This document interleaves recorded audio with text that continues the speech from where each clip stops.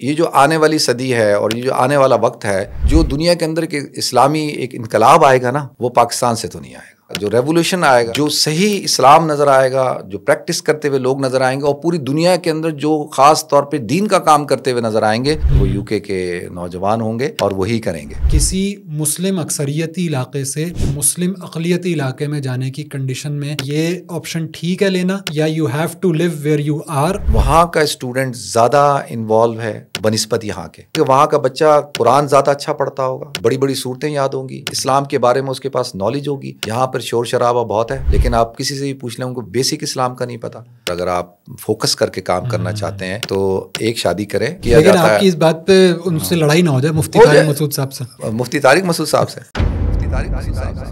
میں بھی ابے تبے کی زبان بول سکتا ہوں، لیکن this is not a way to speak. بحیثیت پاکستانی ہم کہتے ہیں ہم نے زیارت کے لیے جانا ہے بیت المقدس، سیفسٹ راؤٹ کیا ہوگا؟ ایک زمانہ تھا کہ کوئی بھی یو کے کی جو فنڈ ریزنگ ٹیلی تھون اپیل ہے وہ میرے بغیر مکمل نہیں ہو سکتی۔ ریاست کو بدلنے کے لیے، اسلامی نظام کے لیے یا اسلامی حکومت یا جسٹس سسٹم کے لیے، اس کے لیے ایفرٹ کلیکٹیولی کیوں نہیں ہو پاتی؟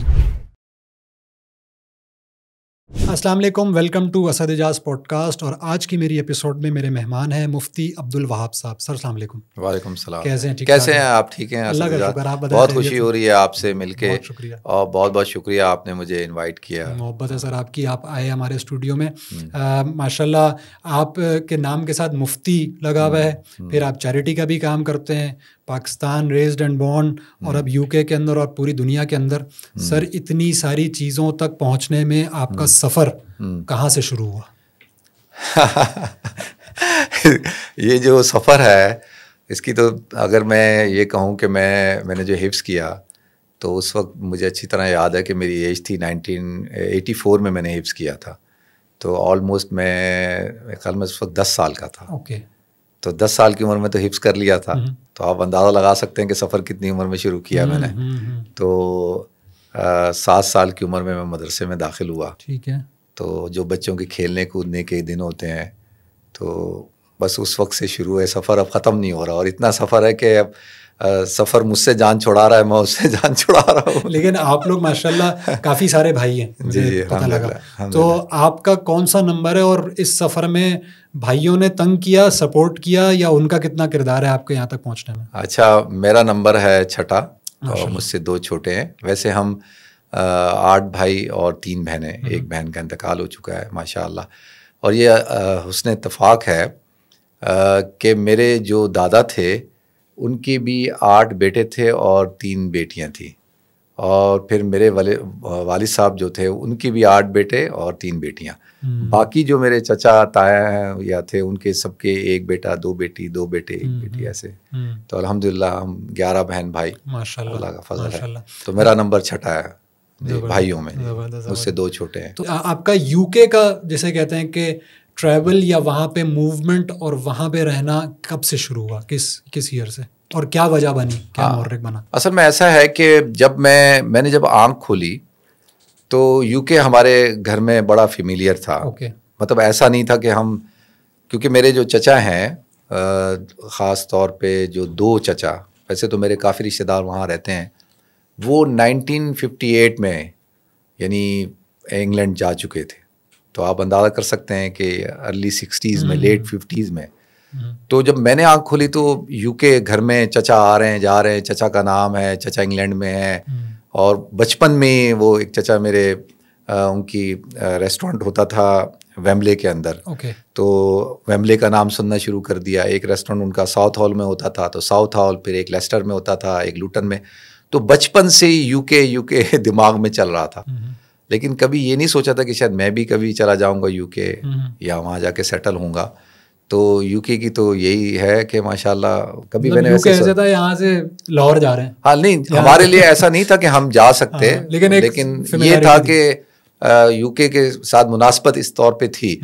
اور لیکن اتفاق ایسا ہے کہ کبھی بھی میری خواہش یہی نہیں ہوئی کہ میں یو کے میں جا کے سیٹل ہوں، یہ کبھی خواہش نہیں تھی میری۔ صحیح۔ اچھا، یہ آپ جس طرح آپ کا پورا نام ہے مفتی عبدالوہاب، اور اسی سے ریلیٹڈ آپ نے عبدالوہاب فاؤنڈیشن بھی بنائی ہوئی ہے نا، تو مفتی کی بھی کافی ساری کیٹیگریز ہوتی ہیں جو میرے علم میں ہے، کسی کی کوئی ایکسپرٹیز ہوتی ہے, کسی کی کوئی ایکسپرٹیز ہوتی ہے. تو آپ کی کیا اسپیشلائزیشن ہے؟ فقہ.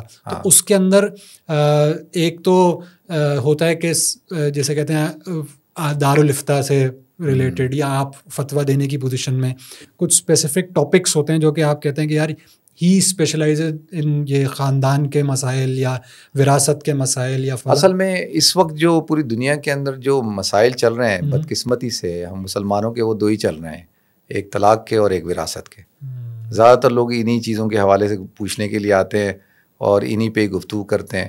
اور پھر اس کے بعد جو سوشل پرابلمز ہیں, کوئی بھی آپ سے کانٹیکٹ کرے گا, مجھ سے کرے گا تو جی وہ جادو ہو گیا ہے, کسی نے نظر لگا دی ہے. تو بدقسمتی سے یہی مسائل زیادہ تر آتے ہیں. لیکن ہونا تو یہ چاہیے نا کہ جو اسلام تو پورا ایک مکمل ضابطہ حیات ہے, تو ہر جو بھی ایشوز ہیں ان کے اوپر ڈسکس کرنا چاہیے. لیکن جو مفتی ہوتا ہے تو وہ اس کی خاص اسپیشلائزیشن جو ہوتی ہے وہ مسائل کے فقہ کے اعتبار سے ہوتی ہے. پھر وہ آپ تخصص کرتے ہیں حدیث کے اندر یا دعویٰ ارشاد کے اندر کرتے ہیں تو وہ مختلف شعبے ہیں. لیکن مفتی جو ہوتا ہے وہ مسائل کے اندر اس کا تخصص ہوتا ہے, وہ زیادہ تر لوگوں کے ساتھ ان ایشوز کے اوپر ڈیل کرتا ہے. تو وہی زیادہ تر پھر مجھ سے بھی لوگ پھر وہی سوالات پوچھتے ہیں. لیکن میں نے وہاں یو کے میں دارالفتہ جو ہے وہ اسٹیبلش نہیں کیا. وہاں پہ شریعہ کونسل ہوتی ہیں, لیکن شریعہ کونسل بھی وہاں کی جو گورنمنٹ ہے وہ اتنی پسند نہیں کرتی. وہ کہتی ہے یہ پیرالل تم لوگوں نے اپنا ایک نظام چلا رہے ہو کہ بھائی جو بھی ایشوز ہیں طلاق کے, ڈیورس کے, جو بھی ایشوز ہیں تو وہ ہمارے وہاں سسٹم ہے, وہاں پہ آ کے آپ ڈسکس کریں. تو لوگ پھر شریعہ کونسل میں جاتے ہیں. تو کیونکہ وہ اس لیے کہ اگر انگلش لاء کے تحت ڈیورس ڈکلیئر کی جائے لیکن اگر وہ اسلامک طور پہ نہ ہو تو وہ ہوتی نہیں ہے. تو اس لیے وہاں پہ شریعہ کونسل ہوتی ہیں. تو پھر شریعہ کونسل کے ساتھ چیلنجز بھی بہت ہیں, اور ہمارے دوستوں جو ہیں وہ چلاتے ہیں وہاں پہ, لیکن آئے دن وہ اسپاٹ لائٹ میں رہتے ہیں اور وہاں کی جو گورنمنٹ ہے وہ اس کو اتنا پسند نہیں کرتی ہے. تو دارالفتہ کا ایسا کوئی نظام نہیں ہے جیسے یہاں پاکستان کے اندر اسٹیبلش ہے نا. یہاں تو ہر مدرسے کے ساتھ ایک دارالفتہ ہوتا ہے اور لوگ جاتے ہیں, لوگوں کو اویئرنیس بھی ہے. جیسے ہم بنوری ٹاؤن میں ہوتے تھے تو لوگ سارا دن آتے ہیں وہاں پہ, وہاں پورا ایک سیکشن ہے, آپ بھی کبھی گئے ہوں گے, دارالعلوم میں ہے, ہر مدرسے کے اندر ہوتا ہے. لیکن وہاں پہ ایسا ابھی نہیں ہے, وہاں شریعہ کونسل ہوتی ہے لیکن اس کی ذمہ داریاں بہت ہیں, وہاں پیپر ورک بہت ہے اور اس کے ایشوز بہت ہیں. تو اس لیے میں نے پھر وہ اس کو اسٹیبلش بھی نہیں کیا. ظاہر ہے پاکستان ایک ڈفرینٹ بال گیم ہے, وہ ایک بالکل ڈفرینٹ ہے. اچھا, جس طرح یہ والے چیلنجز ہیں اس طرح کے اور بھی مسلمانوں کے بہت چیلنجز ہوں گے وہاں پہ رہتے ہوئے. میرا بھی جانا ہوا ہے, لوگ ظاہر سی بات ہے ایڈجسٹ بھی کرتے ہیں اور بہت سارے لوگ ایڈجسٹ نہیں بھی کرتے. لیکن جب وہاں جاتے ہیں تو اس کی کچھ لمیٹیشنز ہیں. بہت سارے علماء کرام یا بہت سارے لوگوں کا خیال یہ ہے کہ کسی مسلم اکثریتی علاقے سے مسلم اقلیتی علاقے میں جانے کی کنڈیشن میں ایک اسپیسیفک کنڈیشن یہ ہے کہ اگر آپ اسلام کی تبلیغ کے لیے جا رہے ہو یا اس کی دعوت کے لیے جا رہے ہو تو. لیکن اس وقت ہم یہ دیکھتے ہیں کہ جو مسلمان ملکوں کے یا مسلم اکثریتی ملکوں کے حالات ہیں ان سے تنگ آ کے لوگ بہرحال اپنے معاش کے لیے, اپنی سیکیورٹی کے لیے, اپنے لائف سٹائل کے لیے جا رہے ہوتے ہیں. تو آپ کیا گریڈ کرتے ہیں کہ یہ آپشن ٹھیک ہے لینا, یا you have to leave where you are, اور اس سے بہتر ہے کہ آپ وہاں آ جائیں؟ اچھا, پہلے تو آپ نے ایک سوال بڑا اچھا شروع میں پوچھا تھا مجھ سے کہ میرا نمبر کون سا ہے بھائیوں میں اور بھائیوں نے کیا کردار ادا کیا. قرآن میں اللہ رب العزت نے 3 قسم کے بھائیوں کا تذکرہ کیا ہے.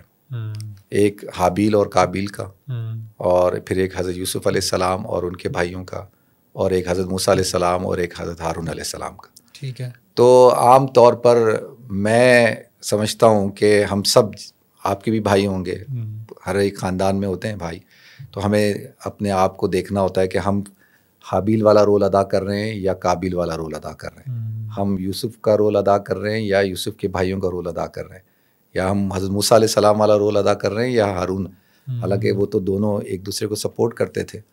تو میں یہ سمجھتا ہوں کہ کیونکہ میں تو 15 سال کا تھا جب میرے والد محترم کا انتقال ہو گیا, اور پھر آپ اندازہ کر سکتے ہیں 15 ایئرس کوئی بہت ینگ ایج ہوتی ہے. تو اس کے بعد جو الحمدللہ میری جو تربیت ہے یا میری جو ایجوکیشن ہے, اور پھر جو میں آج جس مقام پہ ہوں, تو زیادہ تر لوگ یہی کہتے ہیں نا کہ جی والد نے سپورٹ کیا یا فیملی بیک گراؤنڈ ہوتا ہے کوئی. تو میرا تو کوئی فیملی بیک گراؤنڈ نہیں تھا کہ کوئی عالم, کوئی حافظ نہیں تھا خاندان میں.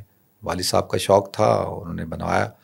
تو مجھے جو آج اللہ نے جو مقام دیا ہے، اور الحمدللہ میں پوری دنیا میں ٹریول کرتا ہوں اور جو بھی کام کر رہا ہوں اس میں انسان کی اپنی محنت بھی ہوتی ہے، ایک لگن بھی ہوتی ہے، لیکن اس میں بھائیوں کا بھی ایک کردار ہوتا ہے. اور الحمدللہ میں اس حوالے سے اپنے آپ کو خوش نصیب سمجھتا ہوں کہ اللہ تعالیٰ نے مجھے بہت اچھے بھائی دیے، اور میرے جو بڑے بھائی ہیں بہت اچھے ہیں، بہت سپورٹڈ ہیں، انہوں نے مجھے بہت سپورٹ کیا، اور الحمدللہ. اور یہ ان کا ماشاءاللہ، میں تو لوگوں کو مثال دیتا ہوں جہاں بھی جاتا ہوں کہ بھائی یہ اللہ کا ایک نظام ہے کہ جب کسی کے والد کا انتقال ہو جاتا ہے اور بچے چھوٹے ہوتے ہیں تو بڑا بھائی پھر والد کا کردار ادا کرتا ہے، اور اللہ تعالیٰ نے اس کے دل میں وہ محبت اور شفقت ڈال دیتا ہے کہ دم اس کو ہوتا ہے کہ اب میری ذمہ داری ہے، میں نے اس ذمہ داری کو پورا کرنا ہے. تو الحمدللہ میری ذات کے اعتبار سے میں سمجھتا ہوں کہ ورنہ ایک مولوی جو مدرسے کا پڑھا ہو، اور I never been to school, میں اسکول تو گیا نہیں بالکل بھی، میری جو دنیاوی ایجوکیشن ہے میں یعنی وہ تو زیرو ہے. تو یعنی لوگ آج مجھے سمجھتے ہیں کہ پتہ نہیں میں ملٹی ملینر ہوں، پوری دنیا میں ٹریول کرتا ہوں، میرا جو ہے میں لندن میں رہتا ہوں، بڑی گاڑیوں میں گھومتا ہوں. تو یہ سب کچھ جو ہے وہ اس میں سمجھتا ہوں کہ میرے بڑے بھائیوں کا بڑا کردار ہے. صحیح. اور جو موومنٹ ہے فرام مسلم اکثریتی علاقے، اچھا وہ سوال بڑا اہم ہے، وہ اس اعتبار سے کہ دیکھیں ہم مسلمان ہیں، اور مسلمان کے لیے جو ہے نا یہ جو بارڈر ہے، یہ سرحدات ہیں، یہ ان کی کوئی حیثیت نہیں ہے. یہ سب کچھ تو 1927 میں یہ سارا کچھ ایک یونائٹڈ نیشن بنائی گئی، اور اس کے بعد یہ ساری چیزیں شروع ہوئی. ورنہ تو کوئی بارڈر نہیں ہوتا تھا. ایک مسلمان مدینہ سے چلتا تھا اور موراکو پہنچ جاتا تھا، سرزمین شام پہنچ جاتا تھا، وہاں سے فلسطین سے چلتا تھا تو قسطنطنیہ پہنچ جاتا تھا، کوئی بغیر کسی ویزے کے، بغیر کسی بارڈر کے. تو ہم تو پوری دنیا میں ٹریول کرتے تھے، اور مسلمان یعنی اس کے لیے تو کوئی پابندی تو نہیں تھی، اور اسلام بھی کوئی آپ کو پابند نہیں کرتا کہ جی آپ جس ملک میں رہیں، جس جگہ پیدا ہوئے ہیں آپ اسی جگہ پہ رہیں. اگر ایسا ہی ہوتا تو پھر مدینہ منورہ کو صحابہ کرام نہیں چھوڑتے، دنیا کی سب سے مقدس ترین جگہ ہے، نہیں چھوڑتے. سارے صحابہ پوری دنیا میں گئے، مکہ مکرمہ کو صحابہ نے چھوڑا. تو اس سے ایک بات تو پتہ چلتی ہے، کیونکہ اسلام ایک دعوتی مذہب ہے، اور یہ جو براڈ کاسٹ کا زمانہ آیا ہے، میڈیا کا زمانہ، تو یہ بھی ہے نا چند سال ہوئے ہیں، لیکن اس کا جو پیغام ہے وہ پیغام کیسے پھیلے گا؟ یعنی کہ آواز سے پھیلے گا، آواز سے تو نہیں پھیل سکتا تھا نا، یہ تو افراد سے پھیلے گا نا، اور کردار سے پھیلے گا. تو صحابہ جاتے تھے ماشاءاللہ، تجارت کرتے تھے، اپنے کردار کو پیش کرتے تھے، ان کے اندر دینداری ہوتی تھی، امانت داری ہوتی تھی، سچائی ہوتی تھی، یہ ساری چیزیں ہوتی تھی. اور اسلام کا پیغام الحمدللہ آپ دنیا کے کسی ملک میں چلے جائیں وہاں پہ آپ کو مسلمان ملیں گے، اور صحابہ کی موجودگی کے اثرات بھی ملیں گے افریقہ تک کے ملکوں کے اندر. میں زمبابوے میں رہا کرتا تھا، وہاں پہ پورا ایک ٹرائب ہے مسنگو ٹرائب، اور وہاں پورا ایک اور ٹرائب ہے جس کو ورمبا ٹرائب کہتے ہیں. تو ورمبا جو ہے پگڑی کو کہتے ہیں، حالانکہ وہ لوگ مسلمان نہیں ہیں، لیکن وہ کہتے ہیں کہ یہاں پہ کچھ لوگ آئے تھے جو پگڑی باندھتے تھے، کلچر کا حصہ تھے. اور وہ اگر ہسٹری پڑھیں تو صحابہ وہاں بھی موجود تھے. ابھی یہ جو موزمبیق ہے تو یہ موزمبیق نہیں تھا، یہ موسیٰ ابن بیک نام ہے اس کا، موسیٰ ابن بیک. تو یہ بھی تابعین میں سے تھے جو وہاں گئے. کہاں موزمبیق، مپوٹو آپ جائیں، میں گیا ہوں، تو وہ دنیا کا کون سا کنارہ ہے، تو وہاں بھی اسلام موجود ہے. تو مسلمان جو ہے اس کے لیے سرحدات کوئی حیثیت نہیں رکھتے. یہ تو آج ہے کہ جی آپ کے پاسپورٹ ہیں، نیشنلٹیز ہیں، بارڈرز ہیں. تو اب یہ کہ جو مائیگریشن ہو رہی ہے خاص طور پہ پاکستان سے، تو اس کی کئی وجوہات ہوتی ہیں. سب سے مین وجہ تو جو ہے فائنینشیل سچویشن جو ہے وہ ٹھیک نہیں ہے یہاں کی، اور اسلام بھی اس کے لیے کوئی منع نہیں کرتا کہ اگر آپ کے لیے کہیں پہ روزی کی تنگی ہے اور آپ وہاں پہ سمجھ رہے ہیں کہ جی آپ اپنے آپ کو سروائیو نہیں کر پا رہے، تو ٹھیک ہے آپ ہجرت کریں، اور آپ ہجرت کر سکتے ہیں، ہجرت کی اجازت ہے. وہ والی ہجرت نہیں جو لا ہجرت بعد الفتح، جو حدیث میں آتا ہے کہ فتح کے بعد وہ ہجرت نہیں، کیونکہ اس وقت میں ہجرت سب سے پہلا حکم تھا ایمان کے بعد. لیکن اب یہ ہے کہ اب اگر آپ کی معاش کی پرابلم ہے، اگر کہیں پہ آپ کی زندگی کو کوئی ایشوز ہیں، جان کا خطرہ ہے، کہیں آپ کے ایمان کا خطرہ ہے، تو آپ اس جگہ کو چھوڑ سکتے ہیں. لیکن ایک ایسی جگہ پہ جس طرح مثال کے طور آپ نے شروع میں ایک مثال بھی دی، نکاح طلاق کے معاملے، وہ کہتے ہیں بھائی ہمارے اس سے کرو آپ لوگ پیرلل سسٹم. یہ تو ایک مثال ہے، اور اس طرح کے کئی مثالیں ہوں گی. مثال کے طور پہ LGBT کا مسئلہ ہے وہاں پہ، اور جی ایجوکیشن کے اندر بہت ساری چیزیں ایسی ہیں جو کہ کانٹروڈکٹری ٹو اسلام ہے, لیکن اب تو الحمدللہ بہت پاپولیشن بھی بڑھ رہی ہے تو وہاں سے رستے لوگوں نے نکالے.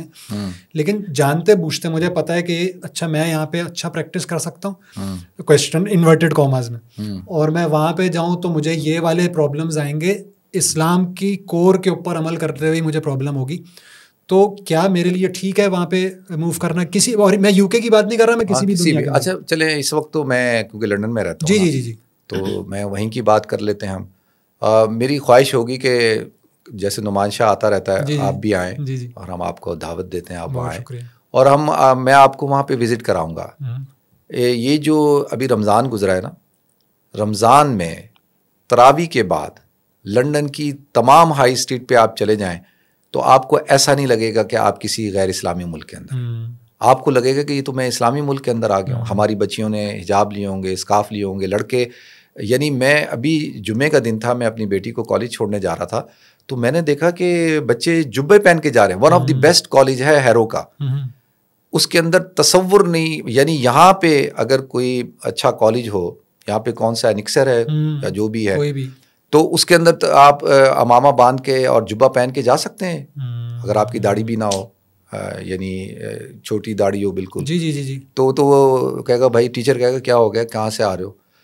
تو وہ جمعے کے دن میں نے اپنی بیٹی سے پوچھا, اس نے کہا ہر جمعے کو لڑکے ایسے آتے ہیں اور جمعہ ہوتا ہے اور one of the best college ہے. تو وہاں پہ آپ بہت اچھی طرح سے اسلام کو پریکٹس کر سکتے ہیں. آپ کو کوئی چیلنج نہیں کرے گا کسی چیز کے. انہوں نے شریعہ کونسل کو بند تو نہیں کیا نا. ہم نے جب اس کو کہا کہ بھئی گورنمنٹ کو پتہ ہے کہ ان کے ایشوز ہیں تو وہ کہاں جا کے حل کریں گے, وہ یہ کہتے ہیں کہ اتھارٹی نہ بنو. ایک سسٹم ہے نا, اس کو جیسے ہمارے یہاں حسبہ بل لے آئے تو شور مچ گیا نا کہ بھئی یہ تو تم آپ پیرلل ایک نظام بنا رہے ہیں کہ جی مسجدوں میں بیٹھ کے مولوی فیصلہ کریں گے. اگرچہ وہ اس وقت میں ٹھیک تھا, میں ابھی اس کو ڈسکس نہیں کر رہا کیونکہ وہ وقت گزر چکا ہے, اس کے پیچھے مقاصد کیا تھے, لیکن اچھا تو تھا نا کہ یار چھوٹے چھوٹے مسائل ہیں وہ خاندان میں بیٹھ کے حل کر لیے جائیں, گلی محلوں میں حل کر لیے جائیں, مسجد کا امام بیٹھ کے حل کر لے, کونسلر حل کر لے. زیادہ اچھا ہے نا کہ آپ جو ہے وہ کورٹوں میں چلے جائیں اور اتنی پریشانیاں اٹھائیں, تو زیادہ اچھا نہیں کہ چھوٹی چھوٹی ایشوز. تو وہاں پہ ان کو پتہ ہے کہ یہ بھئی یہ چیزیں یہ لوگ حل کرتے ہیں. وہ تو میں نے اگزامپل دی تھی کہ میرے نہ کرنے کی وجوہات کیا تھی, کیونکہ میں فل ٹائم پھر مجھے اس کو دینا پڑتا. تو میرے پاس اتنا ٹائم نہیں تھا کہ میں فل ٹائم اس کے لیے پیپر ورک کرتا اور اتنا سارا کام کرتا. تو الحمدللہ مجھے ایسا لگتا ہے کہ یہ جو آنے والی صدی ہے اور یہ جو آنے والا وقت ہے, جو دنیا کے اندر کہ اسلامی ایک انقلاب آئے گا نا, وہ پاکستان سے تو نہیں آئے گا. وہ اگر آئے گا, جو ریولوشن آئے گا, جو جس کو صحیح آپ انقلاب کہتے ہیں. انقلاب کا مطلب یہ نہیں ہے کہ جی مسلمانوں کی حکومت ہو جائے گی اور ہم جھنڈا لہرا دیں گے. وہ جو ایک ذہن میں ہمارے ہاں کہ بھائی انقلاب کا مطلب یہ ہے کہ بھائی عورتوں کو زبردستی ہم پردہ کرائیں گے اور چوروں کے ہاتھ کاٹیں گے, سنسار کریں گے, اور جو ہے وہ ہر آدمی کو کہیں گے داڑھی رکھو اور باربر شاپ بند کر دیں گے. تو اس قسم کا تو نہیں, لیکن آپ کو جو صحیح اسلام نظر آئے گا, جو پریکٹس کرتے ہوئے لوگ نظر آئیں گے, اور پوری دنیا کے اندر جو خاص طور پہ دین کا کام کرتے ہوئے نظر آئیں گے, وہ آپ کو, مجھے ایسا لگتا ہے یہ وہ یو کے نوجوان ہوں گے اور وہی کریں گے. آپ کی بات سے ابھی میری بات بھی ہو رہی تھی, ایک رشتہ دار رہتے ہیں سلاؤ کے اندر, تو انہوں نے کہا کہ اس دفعہ عید کی نماز ہماری مسجد میں 5 حصوں میں ہوئی ہے. کیونکہ اتنا 5 جماعتیں ہوئی, کیونکہ اتنا رش تھا, اور ہم نے آخری کو 11 بجے والی پڑھی ہے. یہی والی مثال انہوں نے بھی دی کہ بھائی پہلے جس لوکیلٹی میں ہم رہتے تھے وہاں پہ 4-5 حجاب کی خواتین نظر آتی تھیں, لیکن اب میں بہت عرصے بعد وہاں پہ گئے ہم لوگ, تو پتہ لگا وہاں تو 50, 60, 70, 80 فیملیز اسی چھوٹے سے جگہ کے اوپر. یہ تو بات بالکل ٹھیک ہے کہ وہاں پہ یو کے اندر بھی اور ویسے بھی ویسٹ امریکہ کے اندر خاص طور پہ غزہ والے کرائسس کے بعد کتنی تیزی سے لوگوں کے مسلمان ہونے کی چیزیں آئی ہیں. تو آپ کیا سمجھتے ہیں کہ اسلام کی گروتھ میں کیا یہ ایونٹس میٹر کر رہے ہیں, جو مسلمانوں کا جو جیسے کہتے ہیں ریزیلینس ہے جو وہاں پہ فلسطین کے بچوں کا, یا اس کے علاوہ بھی کچھ فیکٹرز ہیں جس کی وجہ سے اسلام جو ہے وہ ملٹی فولڈز بڑھ رہا ہے اس وقت؟ اچھا, بحیثیت مسلمان ہونے کے میں سوچتا ہوں تو مجھے تو اسلام کا فیوچر بڑا برائٹ نظر آتا ہے, اور لیکن بحیثیت پاکستانی ہونے کے سوچتا ہوں تو پھر مجھے پاکستان کا فیوچر بڑا ڈارک نظر آتا ہے. تو یہ 2 چیزیں بڑی اہم ہیں. میں تو پہلے تو مسلمان ہوں پھر پاکستانی ہوں نا, تو پھر پاکستانی ہونے کی حیثیت سے مجھے یہ دکھ ہوتا ہے کہ اس وقت جو UK کے اندر جتنا پڑھا لکھا پاکستانی ہے وہ ادھار لے کے والدین کا زیور بیچ کے زمینیں بیچ کے پتہ نہیں کیا کیا کر کے سب نکل رہے ہیں. آپ کا جتنا جو کریم کلاس ہے جو پڑھی لکھی ٹیلنٹ ہے وہ سارا یہاں سے فلائی کر گیا اور مستقل جا رہا ہے. تو یہ ایک کنٹری کے لیے اچھی بات نہیں ہوتی. آپ ملک جو ہے ایک لیبر سے نہیں چلا سکتے. ملک ایسے چلتے نہیں ہیں. دیکھیں نا, ملک کو چلانے کے لیے افراد چاہیے نا, آپ کو لوگ چاہیے. اگر لوگ ہی آپ کے چلے جائیں گے تو ملک کہاں سے چلے گا؟ تو یہ بات ہمارے بڑوں کو بھی سوچنی چاہیے نا کہ بھئی یہ اچھی بات نہیں ہے. حیثیت مسلمان ہونے کے تو ہم خوش ہو رہے ہیں کہ اسلام مسلمان آ رہے ہیں, اچھا وہ بھی آ رہے ہیں تو ماشاءاللہ جب یہاں سے آتے ہیں تو یہاں کا ماحول ٹوٹلی ڈفرینٹ ہے. جب وہ وہاں آتے ہیں تو ان کو پھر مسجدوں میں آتے ہیں. اب ہماری مسجد ہے الحمدللہ, ہم روزانہ اس میں 150 لوگوں کا افطار کرواتے تھے. تو ایوری ڈے جو اس میں لوگ افطار کرنے والے تھے, میں خود تو کبھی کبھی جاتا تھا کیونکہ جو لوکل لوگ ہیں جو ہم وہاں سیٹل ہیں وہ نہیں کرتے تھے اس میں. تو ہم نے اس لیے شروع کرایا تھا کہ اسٹوڈنٹ بہت زیادہ ہیں اور ان کے مسائل ہیں, تو کم سے کم یار رمضان میں تو وہ آ کے افطار کریں, کھانا کھائیں, سکون سے سحری کھا لیں. ورنہ گردوارے میں جائیں گے, ادھر ادھر جائیں گے جہاں پہ کھانا ملتا ہے. وہاں مزار تو ہے نہیں, ورنہ مزاروں میں چلے جائیں لوگ. تو وہاں لیکن گردواروں پہ وہ گردوارے کا ان کا سکھوں کا ایک کانسیپٹ ہے نا, ان کے یہاں کھانا ہر وقت کھانا چلتا ہے. تو اس وقت میں دیکھتا تھا مسجد کے اندر تو مجھے بڑا دکھ ہوتا تھا. میں کہتا تھا یار یہ ان لوگوں نے تو پاکستان کو آگے لے کے جانا تھا, ان سے یہی تو پاکستان کا فیوچر ہے, اور یہ سارا یہاں آ رہا ہے اور آ رہا ہے. تو یہ بڑی فکر کی بات ہے. بحیثیت مسلمان ہونے کے دیکھیں کوئی ایک علاقہ ہوتا ہے, کوئی خطہ ہوتا ہے جس سے اللہ تعالیٰ پھر پوری دنیا کے اندر کام لیتا ہے. جب ہم بات کرتے ہیں پاکستان کی, تو پاکستان کی جو کریشن ہوئی تھی تو وہ ایک مقصد کے تحت ہوئی تھی نا, صرف پیس آف لینڈ تو نہیں چاہیے تھا. بالکل, ورنہ تو ٹھیک ہے پھر ان کے ساتھ ہی ٹھیک تھے, لیکن جب لیا جو مقاصد ہیں ان مقاصد کو تو پورا کرنا ہے نا. تو اس وجہ حوالے سے بڑا دکھ ہوتا ہے مجھے کہ اس چیز کو دیکھ کے کہ یہ اچھی بات نہیں ہے, یہ نہیں ہونا چاہیے. آپ نے پاکستان کے یہاں سے برین ڈرین کی بات کی, اور اس کی میجر وجہ یہاں کے حالات معاشی, پولیٹیکل, واٹ ایور سوشل جو بھی ہیں. پاکستان میں کیا بہتری کی امید رکھنا اس وقت کیسا ہے؟ اچھا دیکھیں, میں آپ سے گزارش کروں کہ اس وقت آپ انگلینڈ میں دیکھیں, امریکہ میں دیکھیں. ابھی آپ کو پتہ ہے امریکہ میں 2 دن سے کریک ڈاؤن ہو رہا ہے, یونیورسٹیز میں اسٹوڈنٹس کو پکڑا جا رہا ہے جو ڈیمونسٹریشن کر رہے ہیں. وہ تو چل رہی تھی, کب سے چل رہی تھی, اور UK میں بھی چل رہی تھی. ہمارے وہاں کا اسٹوڈنٹ زیادہ انوالو ہے بنسبت یہاں کے, اور وہاں پہ آپ کو پوری آزادی حاصل ہے, اور یہاں پہ بہت گھٹن کا ماحول ہے.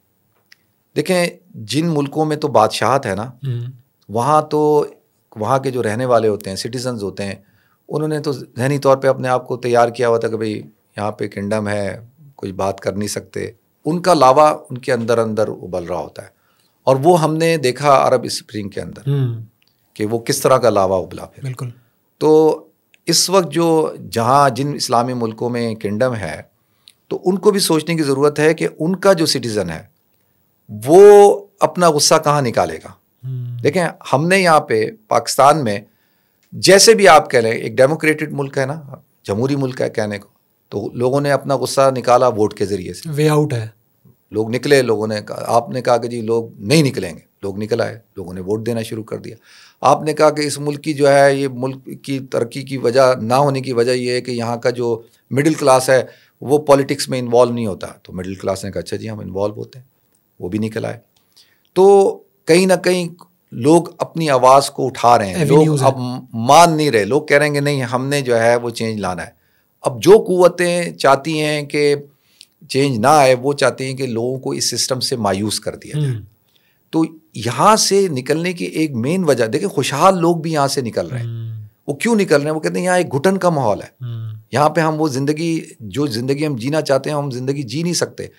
اور گھٹن دونوں طرح سے, مذہبی طور پہ بھی بہت گھٹن ہے کہ اتنا زیادہ. حالانکہ میں آپ سروے کر لیں, آپ ماشاءاللہ براڈ کاسٹ کرتے ہیں, آپ ایک سروے یہاں کراچی میں کریں اپنے طور پہ, پھر آپ ایک لنڈن میں آئیں اور میرے ساتھ ایک سروے کریں, تو آپ دیکھیں گے کہ وہاں کا بچہ قرآن زیادہ اچھا پڑھتا ہوگا, بڑی بڑی صورتیں یاد ہوں گی, اسلام کے بارے میں اس کے پاس نالج ہوگی, وہ آپ سے پوری ڈیبیٹ کرے گا, اور وہ جو ہے وہ اسلام کو صحیح طرح سے سمجھتا ہے. یہاں پر شور شرابہ بہت ہے, لیکن آپ کسی سے بھی پوچھ لیں ان کو بیسک اسلام کا نہیں پتا. تو گھٹن ہے, اتنی زیادہ گھٹن ہے کہ لوگ جو ہے وہ گھٹن کے ماحول میں کوئی بھی نہیں رہ سکتا. آپ اپنے گھر میں رہ سکتے ہیں کہ اگر آپ کے گھر میں گھٹن ہو, اگر آپ کے والد صاحب سخت ہوں اور کسی کو بولنے کی اجازت نہ ہو اور والدہ اور یہ, تو آپ کہو کہ یار جیسی بس بالغ ہوگا آپ کو نکلو یہاں سے. کتنے زیادہ جو بچے گھروں سے بھاگتے ہیں, اس میں ایک وجہ یہ بھی ہوتی ہے کہ گھر کے اندر جو ماحول ہوتا ہے, والد کا تشدد ہوتا ہے یا اس کا رویہ ہوتا ہے, اس وجہ سے وہ تنگ آ جاتے ہیں. تو یہاں سے نکلنے کی ایک وجہ یہ بھی ہے. تو ہمارے بڑوں کو یہ سوچنا چاہیے کہ کہیں ایسا تو نہیں ہے کہ ہم اپنے ہی ہاتھوں سے اپنی قبر کو کھود رہے ہیں. ہم خوش تو ہو رہے ہیں کہ بھئی ماشاء اللہ جی کنٹرول ہو رہا ہے ہمارا نظام چل رہا ہے. تو کب تک چلے گا؟ آپ بھیڑ بکریوں کے اوپر ملک نہیں چلا کرتے, ان پڑھ عوام کے اوپر ملک کبھی بھی نہیں چلتے. ملک کو جو لوگ لے کے جاتے ہیں وہ پڑھے لکھے لوگ لے کے جاتے ہیں, آپ کے انٹلیکچوئل لے کے جاتے ہیں, آپ کے جو بچے. میرا ایک دوست تھا, میں جب عالم بن رہا تھا تو وہ NID میں پڑھتا تھا. تو میرا ایک دوست تھا, اس کا بھائی NID میں پڑھتا تھا. تو اس کے جو دوست تھے تو وہ کوئی 5 دوست تھے. تو 5 کی اس زمانے میں اس نے کہا کہ ان میں سے 2 کی پوزیشن آئی تھی. جیسی پوزیشن آئی تھی تو ان دونوں کے پاس اسکالرشپ موجود تھی امریکہ کی, اور وہ پھر میرے دوست کا بھائی بھی پھر فائنلی کینیڈا چلا گیا. 2 کے پاس پہلے ہی آلریڈی ابھی رزلٹ الاؤنس ہونے سے پہلے وہ کہتا ہے ان کو پتا تھا کہ یہ بچے ہیں NID کے جن کی پوزیشن ہے اور یہ امریکہ کی فلانی یونیورسٹی میں جائیں گے. یہ میں بات کر رہا ہوں 1990s کی. تو آپ مجھے بتائیں کہ یہ ملک جو اس وجہ یہاں تک پہنچا ہے تو ایسے تو نہیں پہنچا نا. تو وہ آپ کے جو مین برین ہے, جو کریم ہے, اس کو اٹھا کے لے جاتے ہیں. ابھی بھی آپ دیکھیں کہ کوئی لیبر کلاس, کوئی بیچارہ مزدور نہیں پہنچ سکتا. وہ ابھی بھی ڈنکی لگا کے جائے گا. وہ ابھی بھی بیچارہ جو ہے ایران میں, افغانستان میں, ٹرکی میں, ادھر ادھر بیچارہ آدھے تو مر جاتے ہیں. یونان کے ساحلوں پہ ان کی لاشیں ملتی ہیں, کشتیاں ڈوب جاتی ہیں بیچارے, اور وہ بھی 30-30 لاکھ روپے دے کے جاتے ہیں. ہم وہاں دیکھتے ہیں نا, ابھی جب میں یورپ کے ملکوں میں جاتا ہوں تو وہاں میں یہ پولینڈ ہے, پولینڈ میں ادھر گیا وارسا, تو وہاں پہ ایئرپورٹ پہ اردو میں لکھا ہوا تھا. میں نے کہا یار یہ ان کا اردو سے کیا لینا دینا. تو میں نے اس سے پوچھا کہ بھائی یہ اردو میں کیوں ایئرپورٹ پہ لکھا ہوا ہے کہ یہ ساری جو ہدایات ہیں. انہوں نے کہا جی کیونکہ آپ کے پاکستان سے لیگل لوگ آتے ہیں بہت سارے ایسے, تو ان کے لیے بھی ہدایات ہم نے جگہ جگہ لکھ کے لگائی بھی. اور یعنی بوسنیا میں گیا, البانیہ گیا, البانیہ کے اندر مجھے وہ چھوٹے چھوٹے گھروں کے اندر جو ہے لڑکے ملے. میں نے کہا یار آپ لوگ کہاں سے آئے ہیں؟ تو اب آپ دیکھیں نا کہ یہ وہ لوگ ہیں جو ان پڑھ ہیں, جو گاؤں دیہاتوں کے ہیں, وہ اپنی بھینسیں بیچ کے, اپنی زمینیں بیچ کے جا رہے ہیں. تو آپ کے پاس تو کھیتی باڑی کرنے کے لیے لوگ نہیں ہوں گے, آپ کے پاس تو ملک چلانے کے لیے لوگ نہیں ہوں گے. تھوڑا سا عرصہ اور گزرنے دیں آپ.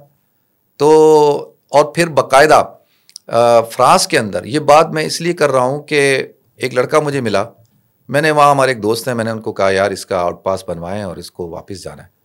تو اس نے مجھے کہا کہ یار مفتی صاحب آپ کے کہنے پہ میں بنوا دوں گا, لیکن ہماری حکومت کی پالیسی ہے, سارے جتنے سفارت خانے ایمبیسیز ہیں ان کو یہ ایڈوائز ہے کہ کوئی بھی آئے اس کا آؤٹ پاس مت بناؤ, کچھ بھی ہو جائے ان کو یہیں رہنے دو. تو میں نے کہا کیوں؟ میں نے کہا بھائی یہاں سے 200 400 500 یورو بھیجے گا, مر کے بھی بھیجے گا, بھیک مانگ کے بھیجے گا. بارسلونا کی روڈوں پہ جو ہے ہمارے پاکستانی جو ہے بھیک مانگ رہے ہیں, جہاں آپ چلے جائیں آپ کو وہ بالکل روڈوں پہ چیزیں بیچتے ہوئے نظر آتے ہیں, بھیک مانگ رہے ہوتے ہیں. تو وہ کم سے کم 500 یورو تو بھیجے گا. تو پاکستان کو تو اس وقت یوروں کی ضرورت ہے, ان کی ضرورت نہیں ہے, تو وہ چاہتے نکالو ان کو. ایک نے پرتگال میں گیا تو اس نے کہا باقاعدہ جو ہے لوگ انوالو ہوتے ہیں ان کو وہاں سے نکالنے کے لیے, سب یعنی پورے گینگ ہیں. تو اس طرح سے ملک نہیں چلتے. ٹھیک ہے آپ کچھ لوگ ہوں گے جو بہت طاقتور ہو جائیں گے, کچھ لوگ ہوں گے جو بہت خوشحال ہو جائیں گے, خاندان خوشحال ہو جائیں گے, کچھ لوگ کچھ افراد طاقتور ہو جائیں گے, لیکن بحیثیت عمومی جو ہے وہ ملک کا بہت برا حال ہوگا. ہم جس ملک میں بھی جاتے ہیں اسد, جب مجھ سے کوئی پوچھتا ہے نا, میں نے ابھی ایک مدائن صالح کے اوپر ایک ویڈیو بنائی ہے, ابھی 3 دن ہوئے اپلوڈ کیا, آپ دیکھیے گا, وہ 40,000 ویوز بھی اس کے ہوئے ہیں. تو اس میں وہ میں نے جب میں وہاں گیا تو وہ روڈ بند کی ہوئی تھی انہوں نے. تو وہ پولیس والے کو میں نے کہا یار اتنی دور سے میں آیا ہوں, کہاں 500 کلومیٹر صبح مدینہ کی نماز چھوڑ کے آیا ہوں. تو میں نے اس کو کہا کہ یار مجھے جانے تو. اس نے کہا نہیں یہاں پہ تو امیر آیا ہوا ہے, آج تو نہیں جا سکتے. تو میں نے کہا کہتا واپس جاؤ. تو ایسے مجھ سے گپ شپ مار رہا ہے, تو میں عربی بول رہا تھا اس سے تھوڑی سی. تو مجھ سے بولتا ہے تم چیچنیا کے ہو؟ میں نے کہا نہیں میں چیچنیا کا نہیں ہوں, میں برٹش ہوں. تو وہ اس کو نا یقین نہیں آ رہا تھا. اتفاق ہے کہ ابھی بھی میری جیب میں برٹش پاسپورٹ ہے, وہ ابھی ایئرپورٹ سے کپڑے بھی نہیں اتارے, تو میرے پاس جیب میں تھا, لے کے میں نے اس کو پاسپورٹ دکھایا, تو اس کو یقین نہ آئے. تو میں نے اس کو بولا نہیں میں برٹش نہیں ہوں, پاکستانی ہوں. بولا نہیں تم پاکستانی نہیں ہو, پاکستانی کے پاس کیسے ہوگا. فوراً ٹون چینج ہو جاتی ہے. سر دنیا بھر کے اندر ماشاءاللہ آپ نے جانا, ابھی اتنے سارے آپ نے کنٹریز مجھے گنوا دیے. پہلے تو یہ بتائیں کتنے ملکوں کے اندر آپ کا سفر رہا ہے, آپ کے برٹش پاسپورٹ کے اوپر کہاں کہاں کے اسٹیمپ؟ اچھا دیکھیں, میں لوگ یہ سمجھتے ہیں میں نے برٹش پاسپورٹ پہ سفر کیا ہے, لیکن میرا زیادہ تر سفر جو شروع کا ہے وہ پاکستانی پاسپورٹ کے اوپر. وہ تو بھرا ہوا ہوگا. تو برٹش پاسپورٹ لینے کی جو مین وجہ تھی نا, وہ میرا ایک جنون کی حد تک شوق تھا فلسطین جانے کا. اوکے. تو فلسطین آپ پاکستانی پاسپورٹ پہ جا نہیں سکتے تھے, تو پھر اس وجہ سے میں نے پھر برٹش پاسپورٹ لیا, ورنہ میں پاکستانی پاسپورٹ پہ ہی سفر کرتا تھا. تو الحمدللہ یعنی پچھلے دنوں میرے بچے گن رہے تھے, تو میرے خیال میں 60 کے قریب ملک پھر چکا ہوں میں الحمدللہ. اچھا آپ نے بتایا پاکستانی نہیں جا سکتے اور یہ نون بھی ہے. میں بحیثیت پاکستانی یا بحیثیت پاکستانی ہم کہتے ہیں ہم نے زیارت کے لیے جانا ہے بیت المقدس, ٹھیک ہے, کیونکہ اس حدیث میں یہی ہے کہ 3 جگہ آپ اس کے زیارت کے لیے جا سکتے ہیں, 3 مسجدوں کی طرف آپ سفر کر سکتے ہیں. تو میرے دل میں خواہش ہے جی, اب اس کو آنر کرنے کے لیے سیفسٹ راؤٹ کیا ہوگا, کیا کیا اسٹیپس ہوں گے جو کرنے ہوں گے؟ اچھا دیکھیں, ایسا ہے کہ پہلے تو ہم پاکستانی جو ہے نا, ہم بڑی جذباتی قوم ہیں, اور جذبات کے ساتھ کھیلنا نا, پاپولر میجورٹی جذبات کے ساتھ جاتی ہے نا, تو جذباتی, ہاں تو جذباتی بات کروں گا تو لوگ خوش ہو جائیں گے, نعرے لگائیں گے زبردست زبردست. لیکن اگر میں عقل کی بات کروں گا, لاجک کی بات کروں گا, یا میں کہوں گا کہ یار کوئی راستہ نکالو, تو لوگ کہیں گے یہ اسرائیل کا ایجنٹ ہے, یہ یہودی ایجنٹ ہے, اور اس طرح کی باتیں کرنا شروع کر دیں گے. میں نے کئی دفعہ کہا ہے اور لوگوں کو بھی کہا ہے جس سے بھی ملتا ہوں, اگر آپ کی کسی ملک کے ساتھ جنگ بھی ہو رہی ہو نا, آپ حالت جنگ میں بھی ہوں, تو پھر بھی جو ہے وہ قیدیوں کے تبادلے ہو رہے ہوتے ہیں, زخمیوں کے تبادلے ہو رہے ہوتے ہیں, مذاکرات چل رہے ہوتے ہیں, آنا جانا چل رہا ہوتا ہے, بہت ساری چیزیں ہو رہی ہوتی ہیں, ٹریڈ بھی ہو رہی ہوتی ہے. ایسا نہیں ہوتا کہ بھائی سب کچھ چل رہا ہوتا ہے. تو اب انفارچونیٹلی جو بیت المقدس ہے اس کے اوپر قبضہ ہے اسرائیل کا, ٹھیک ہے. اب آپ نے جا کے 2 رکعت نماز پڑھنی ہے وہاں پہ. آپ کہتے ہیں اتنی بڑی فضیلت ہے, میں اگر فضائل ابھی کسی دن ہم صرف مسجد اقصیٰ پہ پروگرام کریں تو میں پورا پروگرام اس پہ کر سکتا ہوں. تو اتنی بڑی فضیلت, حضور نے کہا تم میں سے جو شخص وہاں پہنچ سکتا ہو وہاں پہنچے اور 2 رکعت نماز پڑھے. اور اگر یعنی اتنی چھوٹی سی جگہ سے بھی اس کی زیارت کر سکتا ہے تو وہ دنیا و مافیا سے بہتر ہے, صرف مسجد اقصیٰ کی دیدار کے حوالے سے. تو میں سمجھتا ہوں کہ بھائی پاکستان گورنمنٹ کو بات کرنی چاہیے کہ جیسے کرتارپور کے اوپر سکھاتے ہیں نا, چاہے حالت جنگ ہو کچھ بھی ہو, وہ آتے ہیں جاتے ہیں, آپ کہتے ہیں نا کہ بھائی ان کو مذہبی ہے, ان کی جگہ ہے. تو اس طرح سے اگر کوئی روٹ بنے تو بڑی آسانی کے ساتھ ہم جارڈن جائیں, پاکستانی پاسپورٹ پہ آپ جا سکتے ہیں, جارڈن جائیں, ابھی بھی جا سکتے ہیں آپ. میرے ساتھ ایک صرف پاکستانی پاسپورٹ پہ گئے ہیں, انہوں نے انگلینڈ آئے, انگلینڈ آ کے انہوں نے اسرائیل کا ویزا لیا, پیپر ویزا, وہ اسٹیمپ لگاتے یعنی پیپر ویزا لیا, اور اسی پہ وہ گئے اور ایئرپورٹ پہ ان کو بٹھایا 2-3 گھنٹے کہ بھائی آپ کیسے آ گئے, کیا ہے کیا نہیں ہے. تو انہوں نے ان کو پھر کہا کہ بھائی میں تو یہاں زیارت کے لیے آیا ہوں, صرف میں نے مسجد اقصیٰ جانا ہے. تو ایک ہے تل ابیب سے جانا, تو وہ تو آپ جا نہیں سکتے کیونکہ پاکستان نے ریکگنائز نہیں کیا اسرائیل کو. اور ایک ہے جارڈن سے بائی روڈ جاتے ہیں, شاہ حسین برج سے, وہاں سے جا سکتے ہیں, لیکن اس کا ایک پروسیجر ہوتا ہے, بہت لمبا ہوتا ہے. اور وہ پھر ان کے اوپر ڈپینڈ کرتا ہے کہ وہ آپ کو انٹری دیں نہ دیں, اور پھر اتنا یعنی پریشان کریں گے. تو ایک لمبا پروسیجر ہے. ہاں, اور اس میں دیکھیں انٹرنیشنل جو لا ہے, یورپین یونین کا لا ہے, یونائٹڈ نیشن کا لا ہے کہ آپ کسی بھی آدمی کو کسی مذہبی جگہ جانے سے روک نہیں سکتے. ٹھیک ہے. اب وہ مقدس جگہ ہمارے لیے, ہم کہتے ہیں کہ جی ہم نے وہاں جانا ہے نماز پڑھنے کے لیے, تو وہ پھر کہے گا ٹھیک ہے ریکوائرمنٹ پوری کریں, اس طرح جا سکتے ہیں. لیکن پھر ایشو یہ ہوتا ہے کہ کوئی بھی پاکستانی بیچارہ جائے گا تو یہاں آپ کو پتہ ہے نا, یہاں تو پروپیگنڈا شروع ہو جائے گا کہ جی وہ دیکھو جی وہاں چلا گیا. اب مجھے الحمدللہ میں 25 دفعہ گیا ہوں, وار سے پہلے ہر 2 مہینے بعد جاتا تھا میں. تو اس طرح سے آپ جا سکتے ہیں. صحیح. لیکن یہ روٹ ہے, لیکن تھوڑا سا ڈیفیکلٹ ہے, لیکن جانا چاہیں تو جا سکتے ہیں. اچھا سر, اب اس پہ آتے ہیں جو آپ کا ماشاءاللہ ویلفیئر کا کام, چل رہا ہے. کیا ضرورت محسوس ہوئی کہ آپ نے ایک NGO بنا کے یہ کام شروع کیا؟ دیکھیں جو بھی ماشاءاللہ مجھے نہیں پتا کہ آپ یہ براڈ کاسٹنگ کر رہے ہیں تو کیا آپ کا شوق تھا یا نہیں تھا, یا کسی نے کہا یار اسد بہت اچھی بات کرتے ہو یار, تم گڈ لکنگ ہو, کیا محرک بنا اور ساری چیزیں, ان کا یار بٹھا دو, بیٹھ گئے اور شروع کر دیا ہے. تو حادثاتی طور پہ ایکسیڈنٹلی آپ آ گئے. لیکن میں نے جو یہ ویلفیئر کا کام شروع کیا ہے یہ کوئی ایکسیڈنٹلی نہیں کیا. ٹھیک ہے. میں جب پڑھتا تھا اسی زمانے سے میرے دماغ کے اندر ایک ویژن تھا کہ میں نے اللہ کی دین کی خدمت کرنی ہے, دعوت و تبلیغ کا کام کرنا ہے, لیکن تھرو خدمت کرنا ہے. اوکے. اور اللہ کا شکر ہے کہ ہمارے گھر کا ایک ماحول تھا, میرے والد صاحب اخبار پڑھا کرتے تھے تو ہم بھی اخبار پڑھنے کے عادی ہیں, اور ہم یعنی میرے بھائی ٹریول کرتے تھے تو ہم جب آپ کا ایکسپوجر ہوتا ہے نا تو آپ کے سامنے بہت ساری چیزیں ایسی ہوتی ہیں جو دوسروں کے سامنے نہیں ہوتی. تو میں دیکھ رہا تھا مدر ٹریسا کو بھی پڑھا تھا میں نے, اس کے بارے میں بھی عبدالستار ایدھی صاحب کو بھی دیکھتا تھا. حالانکہ ہمارے ہاں ایک ان کے بارے میں بڑا منفی رویہ پایا جاتا تھا علماء میں, ابھی بھی پایا جاتا ہے لیکن اب تو انتقال کر چکے, لیکن میں ان کو پازیٹیو وے میں لیتا تھا. میں کہتا تھا یار یہ زبردست ہے کہ کتنا اچھا کام کر رہے ہیں. ہاں تو میرے کچھ ہوتا ہے نا, کچھ لوگوں کے خون میں ہوتا ہے. صحیح. تو مجھے ایسا لگتا ہے جیسے اللہ نے مجھے پیدا ہی اسی لیے کیا ہے, یعنی میڈیا کے لیے پیدا کیا ہے, اللہ نے مجھے خدمت کے لیے پیدا کیا ہے, اللہ نے مجھے جو ہے وہ گھومنے کے لیے پیدا کیا ہے, ایکسپلوریشن کے لیے. صحیح. میں دنیا میں پھروں, اور الحمدللہ میں اب میری کتاب بھی ابھی بالکل یعنی آخری مراحل پہ ہے کہ میرا سفر میری یعنی اس کا نام جو ہے میرا اسفار میری زندگی. اوکے. تو اس میں سفر نامے لکھنا, اور یہ تو ویلفیئر کا کام کوئی ایسے نہیں ہوا کہ میں حادثاتی طور پہ نہیں ہوا, کسی نے کہا جی یہ شروع کر دو, جی شروع کر دیا, نہیں. صحیح ہے. تو الحمدللہ میں جب پڑھتا تھا, میرے دوست اس بات کو انڈوز کریں گے, تو میں نے اس زمانے میں ایک آرگنائزیشن بنائی تھی الفکر فاؤنڈیشن. اوکے. اور اس کے کارڈ بھی چھپوائے تھے, اور میں اس وقت پڑھتا تھا بندوری ٹاؤن کے اندر, اور وہ کہتے تھے یار یہ کیا ہے. میں کہتا تھا یار اس وقت مسلمانوں کو لعلکم تتفکرون قرآن کہتا ہے غور و فکر کرو, تو مسلمانوں کو غور و فکر کی زیادہ ضرورت ہے. تو ایک ایسی آرگنائزیشن ہو جو صرف لوگ بیٹھ کے صرف سوچیں, صرف لوگ بیٹھیں اور سوچیں کہ بھئی یہ چیلنجز ہیں, اس کے کیسے کرنا ہے, اس کو کس طرح ہینڈل کرنا ہے. تھنک ٹینک بنا. ہاں تھنک ٹینک بنا. حالانکہ اس وقت مجھے تھنک ٹینک کا بالکل پتہ بھی نہیں تھا کہ امریکہ اور دنیا میں تو یعنی مجھے تھوڑی پتا تھا کہ دنیا مدرسے کے بچے کو کیا پتا کہ تھنک ٹینک بھی کوئی چیز ہوتی. اس وقت میں نے یہ الفکر فاؤنڈیشن بنائی, اس کے کارڈ بھی چھپائے میرے پاس, شاید آج بھی میں نے وہ سنبھال کے رکھے ہوئے. تو پھر اس کے بعد الحمدللہ جب اللہ نے فضل کیا, بزنس شروع کیا, یہ کیا, تو ہم اپنے طور پہ تو کرتے تھے, لیکن آپ انفرادی طور پہ یعنی لمیٹڈ وہ کر سکتے ہیں.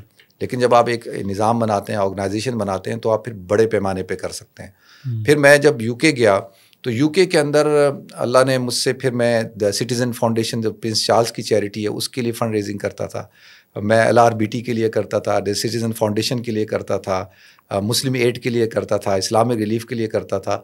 تو ایک زمانہ تھا کہ کوئی بھی UK کی جو فنڈ ریزنگ ٹیلی تھون اپیل ہے وہ میرے بغیر مکمل نہیں ہو سکتی. یعنی 1 گھنٹا ARY پہ بیٹھتا تھا, 1 گھنٹا جیو پہ بیٹھتا تھا, 1 گھنٹا لوکل پرائم TV ہوتا تھا اس پہ بیٹھتا تھا. رمضان میرا جو ہے جنید جمشید صاحب انتقال کر چکے, ان کی بھی ٹیلی تھون جب تک مکمل نہیں ہوتی تھی جب تک میں نہ بیٹھوں. ابرار الحق کی سہارا بھی اس وقت تک مکمل نہیں ہوتی تھی جب تک میں نہ بیٹھوں. تو الحمدللہ اللہ تعالیٰ نے جو ہے, تو پھر وہ پریکٹیکلی میرا ان آرگنائزیشنس کے ساتھ واسطہ پڑا, اور میں نے بہت قریب سے ان کو دیکھنا شروع کیا. پھر جو انگلش آرگنائزیشنز ہیں ان کا بھی کام دیکھا, تو پھر میں بہت زیادہ انسپائر ہوا. میں نے کہا یہ بہت اچھا کام ہے, اگر اس کو صحیح طریقے سے کیا جائے اس سے آپ لوگوں کی بہت خدمت کر سکتے ہیں.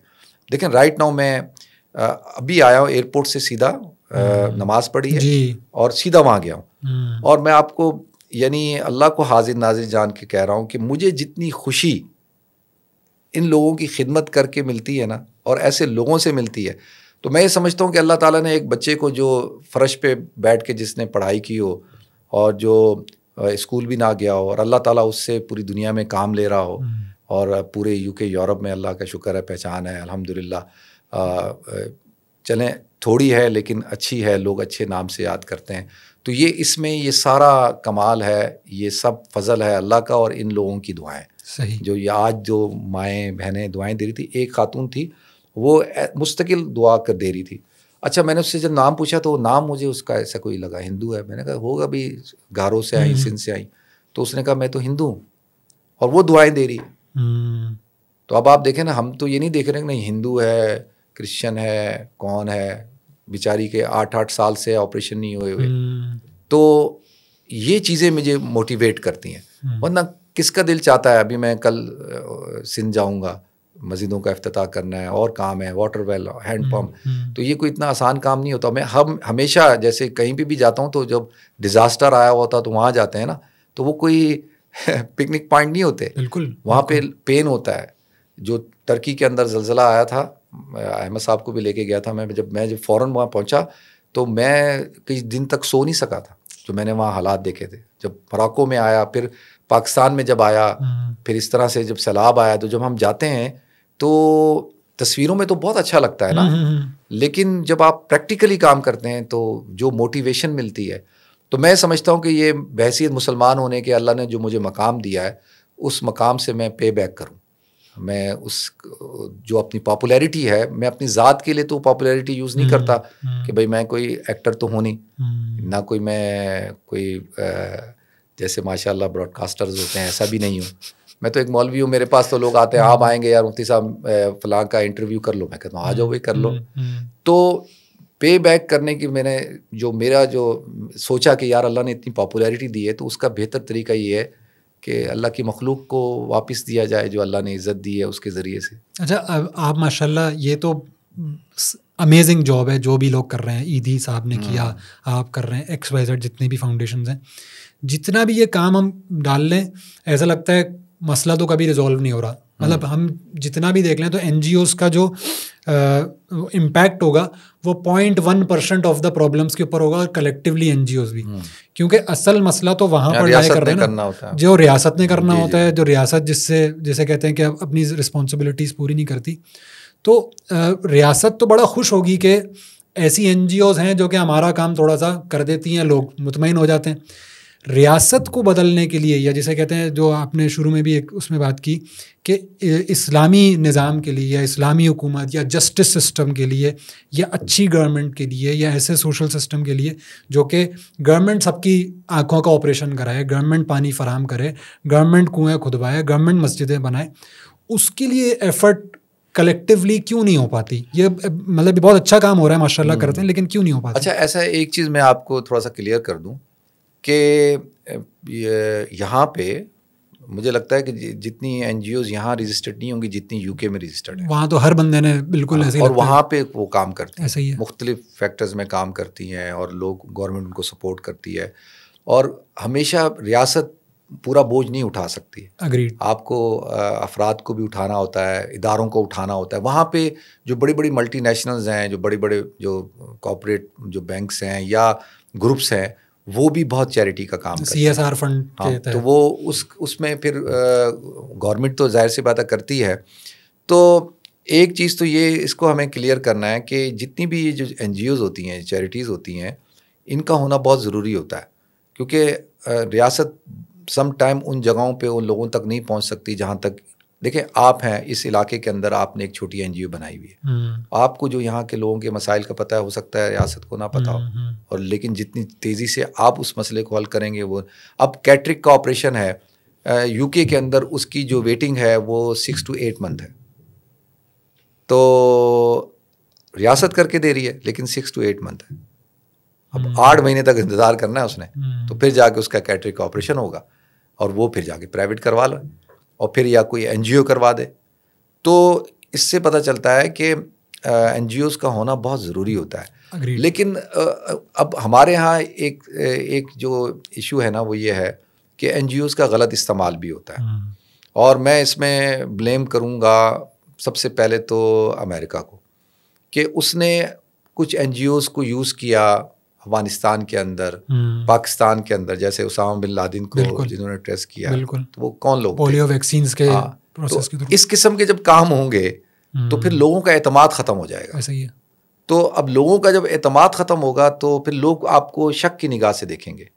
لوگ کہیں گے یار یہ کسی کا ایجنڈا پورا کر رہا ہے, لیکن یہ تو میں جانتا ہوں, میرا اللہ جانتا ہے کہ میں کس کا ایجنڈا پورا کر رہا ہوں. میں تو اللہ اور اس کے رسول کا ایجنڈا پورا کر رہا ہوں نا. لیکن اب معاشرے میں, سوسائٹی میں یہ پرسیپشن کیوں کریٹ ہو رہا ہے, تو یہ پھر ریاست کی ذمہ داری ہوتی ہے. پھر ریاست کو چاہیے کہ وہ این جی اوز کو اپنے مقاصد کے لیے استعمال نہ کرے. اب ایمبولینسوں کو آپ اسلحے کی ترسیل کے لیے استعمال کریں گے تو لوگوں کا اعتماد ختم ہو جائے گا. طیران کے اندر بہت زیادہ ٹریفک ہوتی پوری اس خطے میں. اگر آپ وہاں چلے جائیں تو آپ 2 گھنٹے تک آپ پھنسے رہیں گے. تو وہاں پہ کچھ عرصے پہلے جو ماشاء اللہ ہوشیار لوگ تھے اپنے آپ کو اس ٹریفک کے رس سے بچانے کے لیے انہوں نے ایمبولینسوں کو ہائر کر لیا ہوا تھا.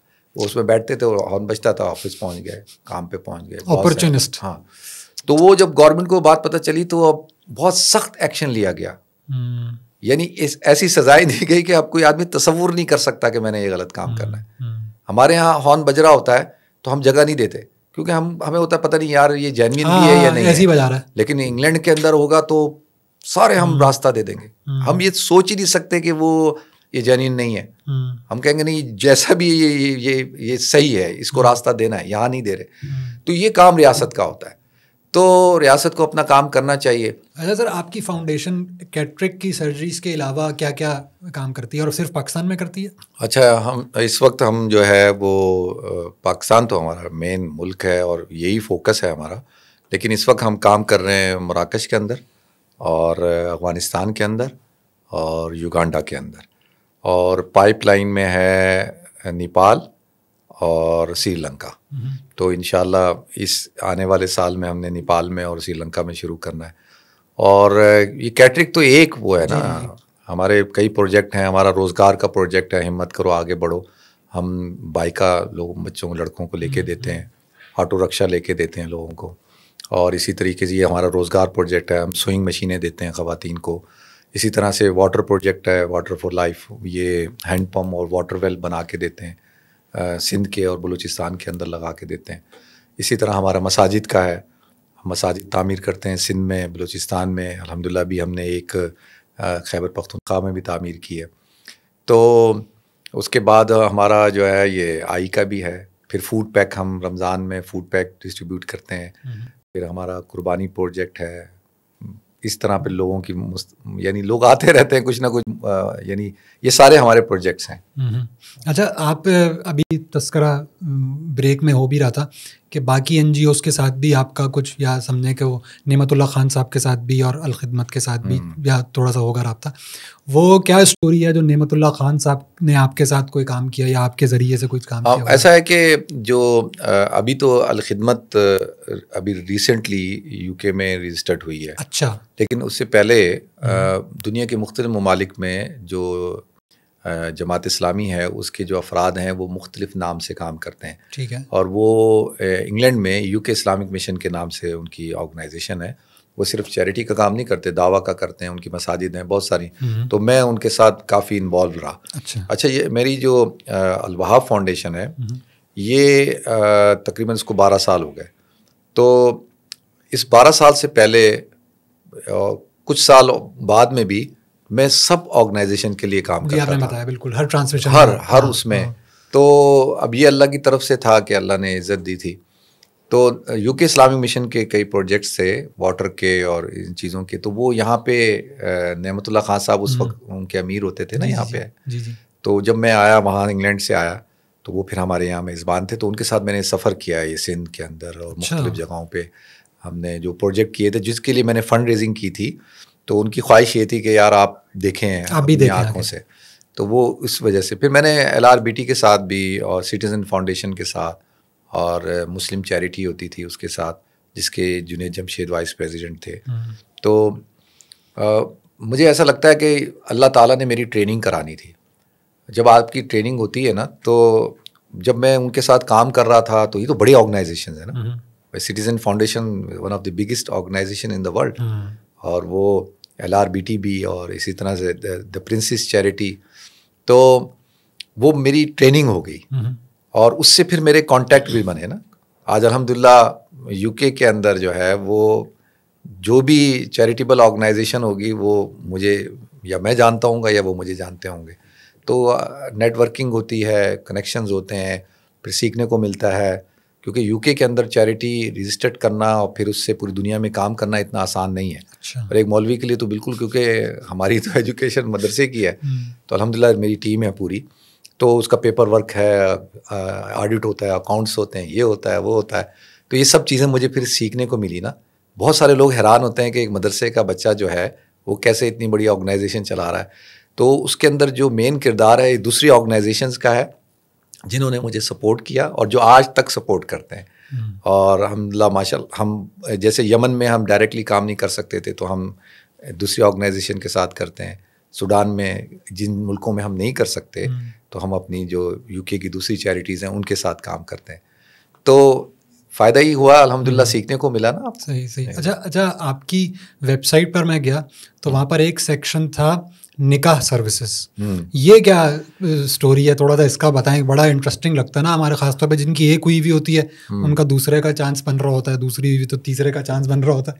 تو لیکن آپ کی خیر یہ تو ایک مذاق تھا, لیکن نکاح سروسز سے کیا مراد ہے, اور آپ کیا نکاح خوانی کا بھی سمجھے ذمہ داری ادا کرتے ہیں؟ اچھا ایسا ہے, پہلے تو میں ایک چیز کو ذرا کلیئر کروں کہ اللہ رب العزت نے جو قرآن پاک میں حکم دیا ہے وہ یہ دیا ہے کہ فَانْكِحُوا مَا طَابَ لَكُم مِّنَ النِّسَاءِ مَثْنَىٰ وَثُلَاثَ وَرُبَاعَ. صحیح. پھر آگے اللہ تعالیٰ نے کہا ہے فَإِنْ خِفْتُمْ أَلَّا تَعْدِلُوا فَوَاحِدَةً, کہ اگر تمہیں خوف ہے کہ تم انصاف نہیں کر سکو گے تو تم ایک کرو. اور پرسنلی جو ہے میں سمجھتا ہوں کہ اگر آپ نے دنیا میں کوئی کام کرنا ہے اور اگر آپ فوکس کر کے کام کرنا چاہتے ہیں تو ایک شادی کریں اور اس کو سوچ سمجھ کے کریں. صحیح. اور دیکھ بھال کے کریں. شادی جذبات میں نہیں کی جاتی. زیادہ تر میں کیونکہ ڈیل کرتا ہوں تو جب بھی شادیاں جنہوں نے جذبات کے ساتھ کی ہیں وہ شادیاں جلدی ختم ہوتی. جذبات ختم, نکاح ختم, شادی ختم. تو میں اکثر لوگوں کو کہتا ہوں یار یہ آپ جو ہے گاڑی بدل سکتے ہیں, آپ گھر بدل سکتے ہیں آپ, لیکن آپ یہ جو ہمارے معاشرے میں نا کہ بیوی بھی بدل سکتے ہیں. تو جب آپ نے بیویاں بدلنے کا شوق پال لیا تو پھر آپ کوئی اور کام نہیں کر سکتے. تو اسلام کا یہ حکم ہے اور ضرورتاً ہے, اور اسلام اس کے اوپر فوکس نہیں کرتا. اور میں سمجھتا ہوں کہ ہمیں اس چیز کو زیادہ پروموٹ کرنا چاہیے, کیونکہ اسلام جو ہے وہ جتنا پروٹیکٹ مرد کو کرتا ہے اتنا ہی عورت کو بھی کرتا ہے. کوئی عورت بھی سوکن بننے کو تیار نہیں ہے, اس کی خواہش نہیں ہوتی, خوشی کے ساتھ نہیں ہوتی. میں کبھی بھی نہیں چاہوں گا کہ میری بیوی کسی کی دوسری بیوی بنے, یا میرا جو داماد ہے وہ کل کو دوسری بیوی لے آئے, تیسری لے آئے. تو میں اس چیز کو پسند نہیں کروں گا. تو مومن وہ ہے جو اپنے لیے پسند نہیں کرتا وہ کسی دوسرے کے لیے بھی پسند نہیں کرے. ضرورتاً ہے, ٹھیک ہے نا. ہمارے یہاں ماشاء اللہ اس چیز کو بڑا پروموٹ ہوتے ہیں اور پروموٹ کیا جاتا ہے. لیکن آپ کی اس بات پہ ان سے لڑائی نہ ہو جائے مفتی طارق مسعود صاحب سے. مفتی طارق مسعود صاحب سے وہ تو ماشاء اللہ بڑے آدمی ہیں جی, اللہ تعالیٰ ان کو اور عزت دے, بڑے آدمی ہیں. لیکن میں یہ سمجھتا ہوں کہ ایک عالم کو, ایک مفتی کو, اس کا ایک پروٹوکول ہوتا ہے, اس کا ایک اسٹیٹس ہوتا ہے, ڈیکورم ہوتا ہے. ہاں, اور اس کو اس کا خیال رکھنا ہوگا. ایک کام آپ کر سکتے ہیں, میرے لیے وہ کرنا جائز نہیں ہوگا.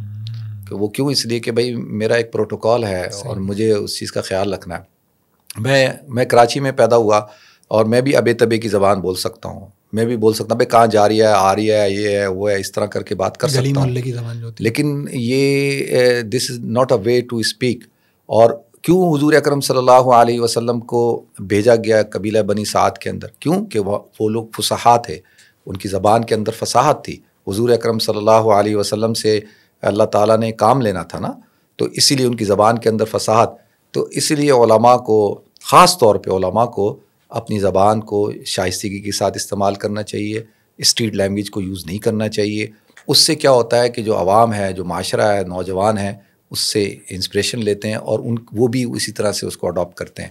تو ایک چیز تو یہ ہو گئی. دوسرا, نکاح عبادت ہے, اور الحمدللہ یہ حضور اکرم صلی اللہ علیہ وسلم کے زمانے سے لوگوں کی خواہش ہوتی تھی کہ ان کا نکاح علماء پڑھائیں, صحابہ پڑھائیں, حضور پڑھائیں, اور صحابہ پڑھائیں, خاندان کے بزرگ پڑھائیں, بڑے پڑھائیں, تاکہ وہ ہمارے بچوں کو, بچیوں کو دعائیں دیں اور ان کی برکات حاصل ہوں.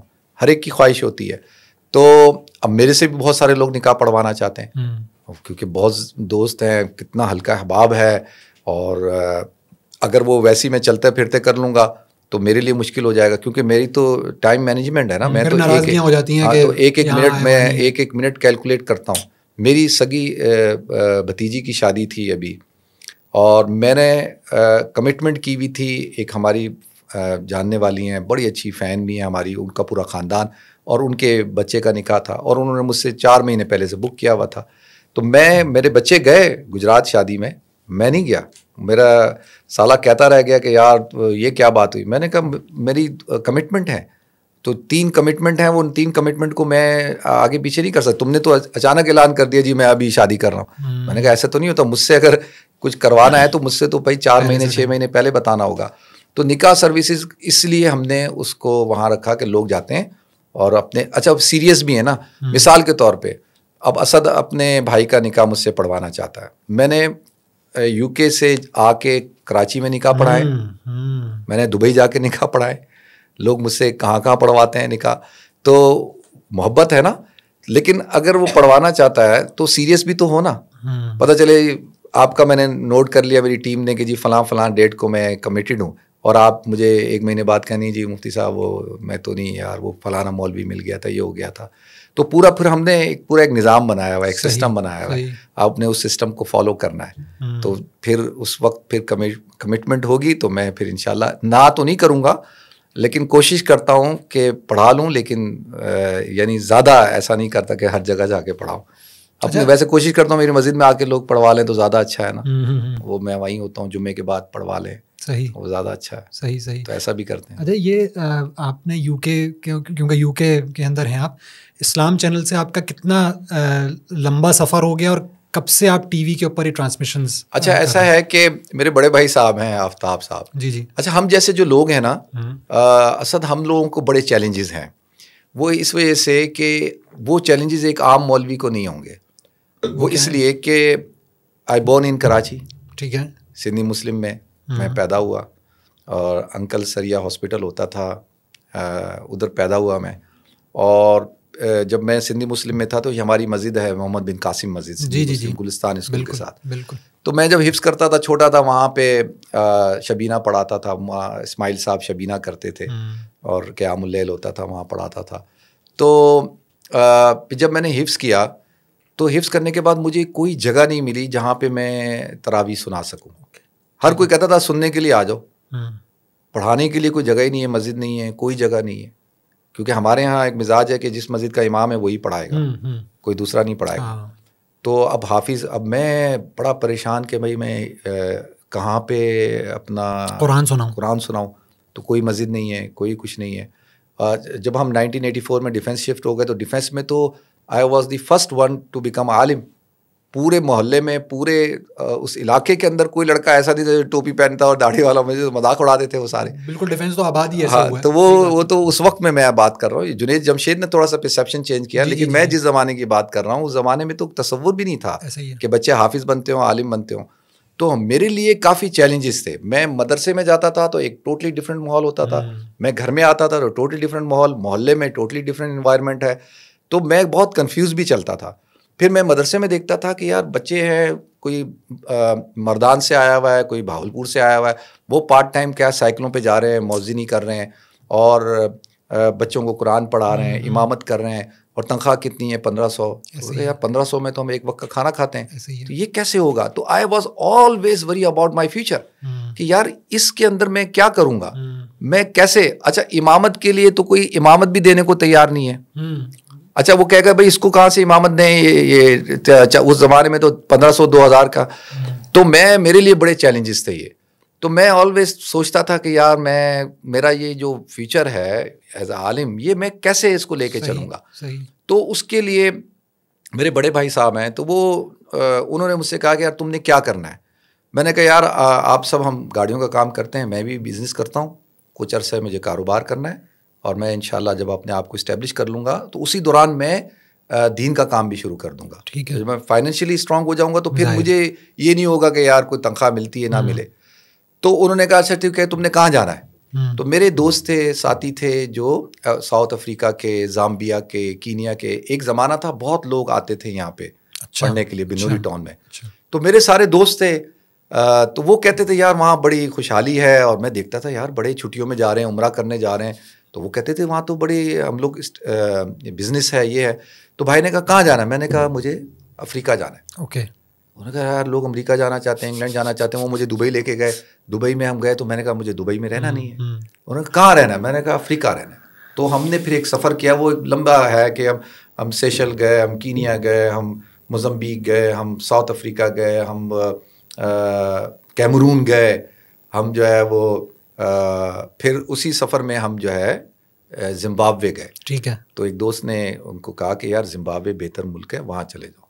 اچھا, میری کنڈیشن یہ تھی کہ I want to establish my life and my business, کہ جہاں پر جو ہے لینگویج جو ہے وہ انگلش بولی جاتی ہو. تو ان کا یار تم نے انگلش تو پڑھی نہیں ہے, انگلش تو آتی نہیں ہے تمہیں, تو تم کہاں سے.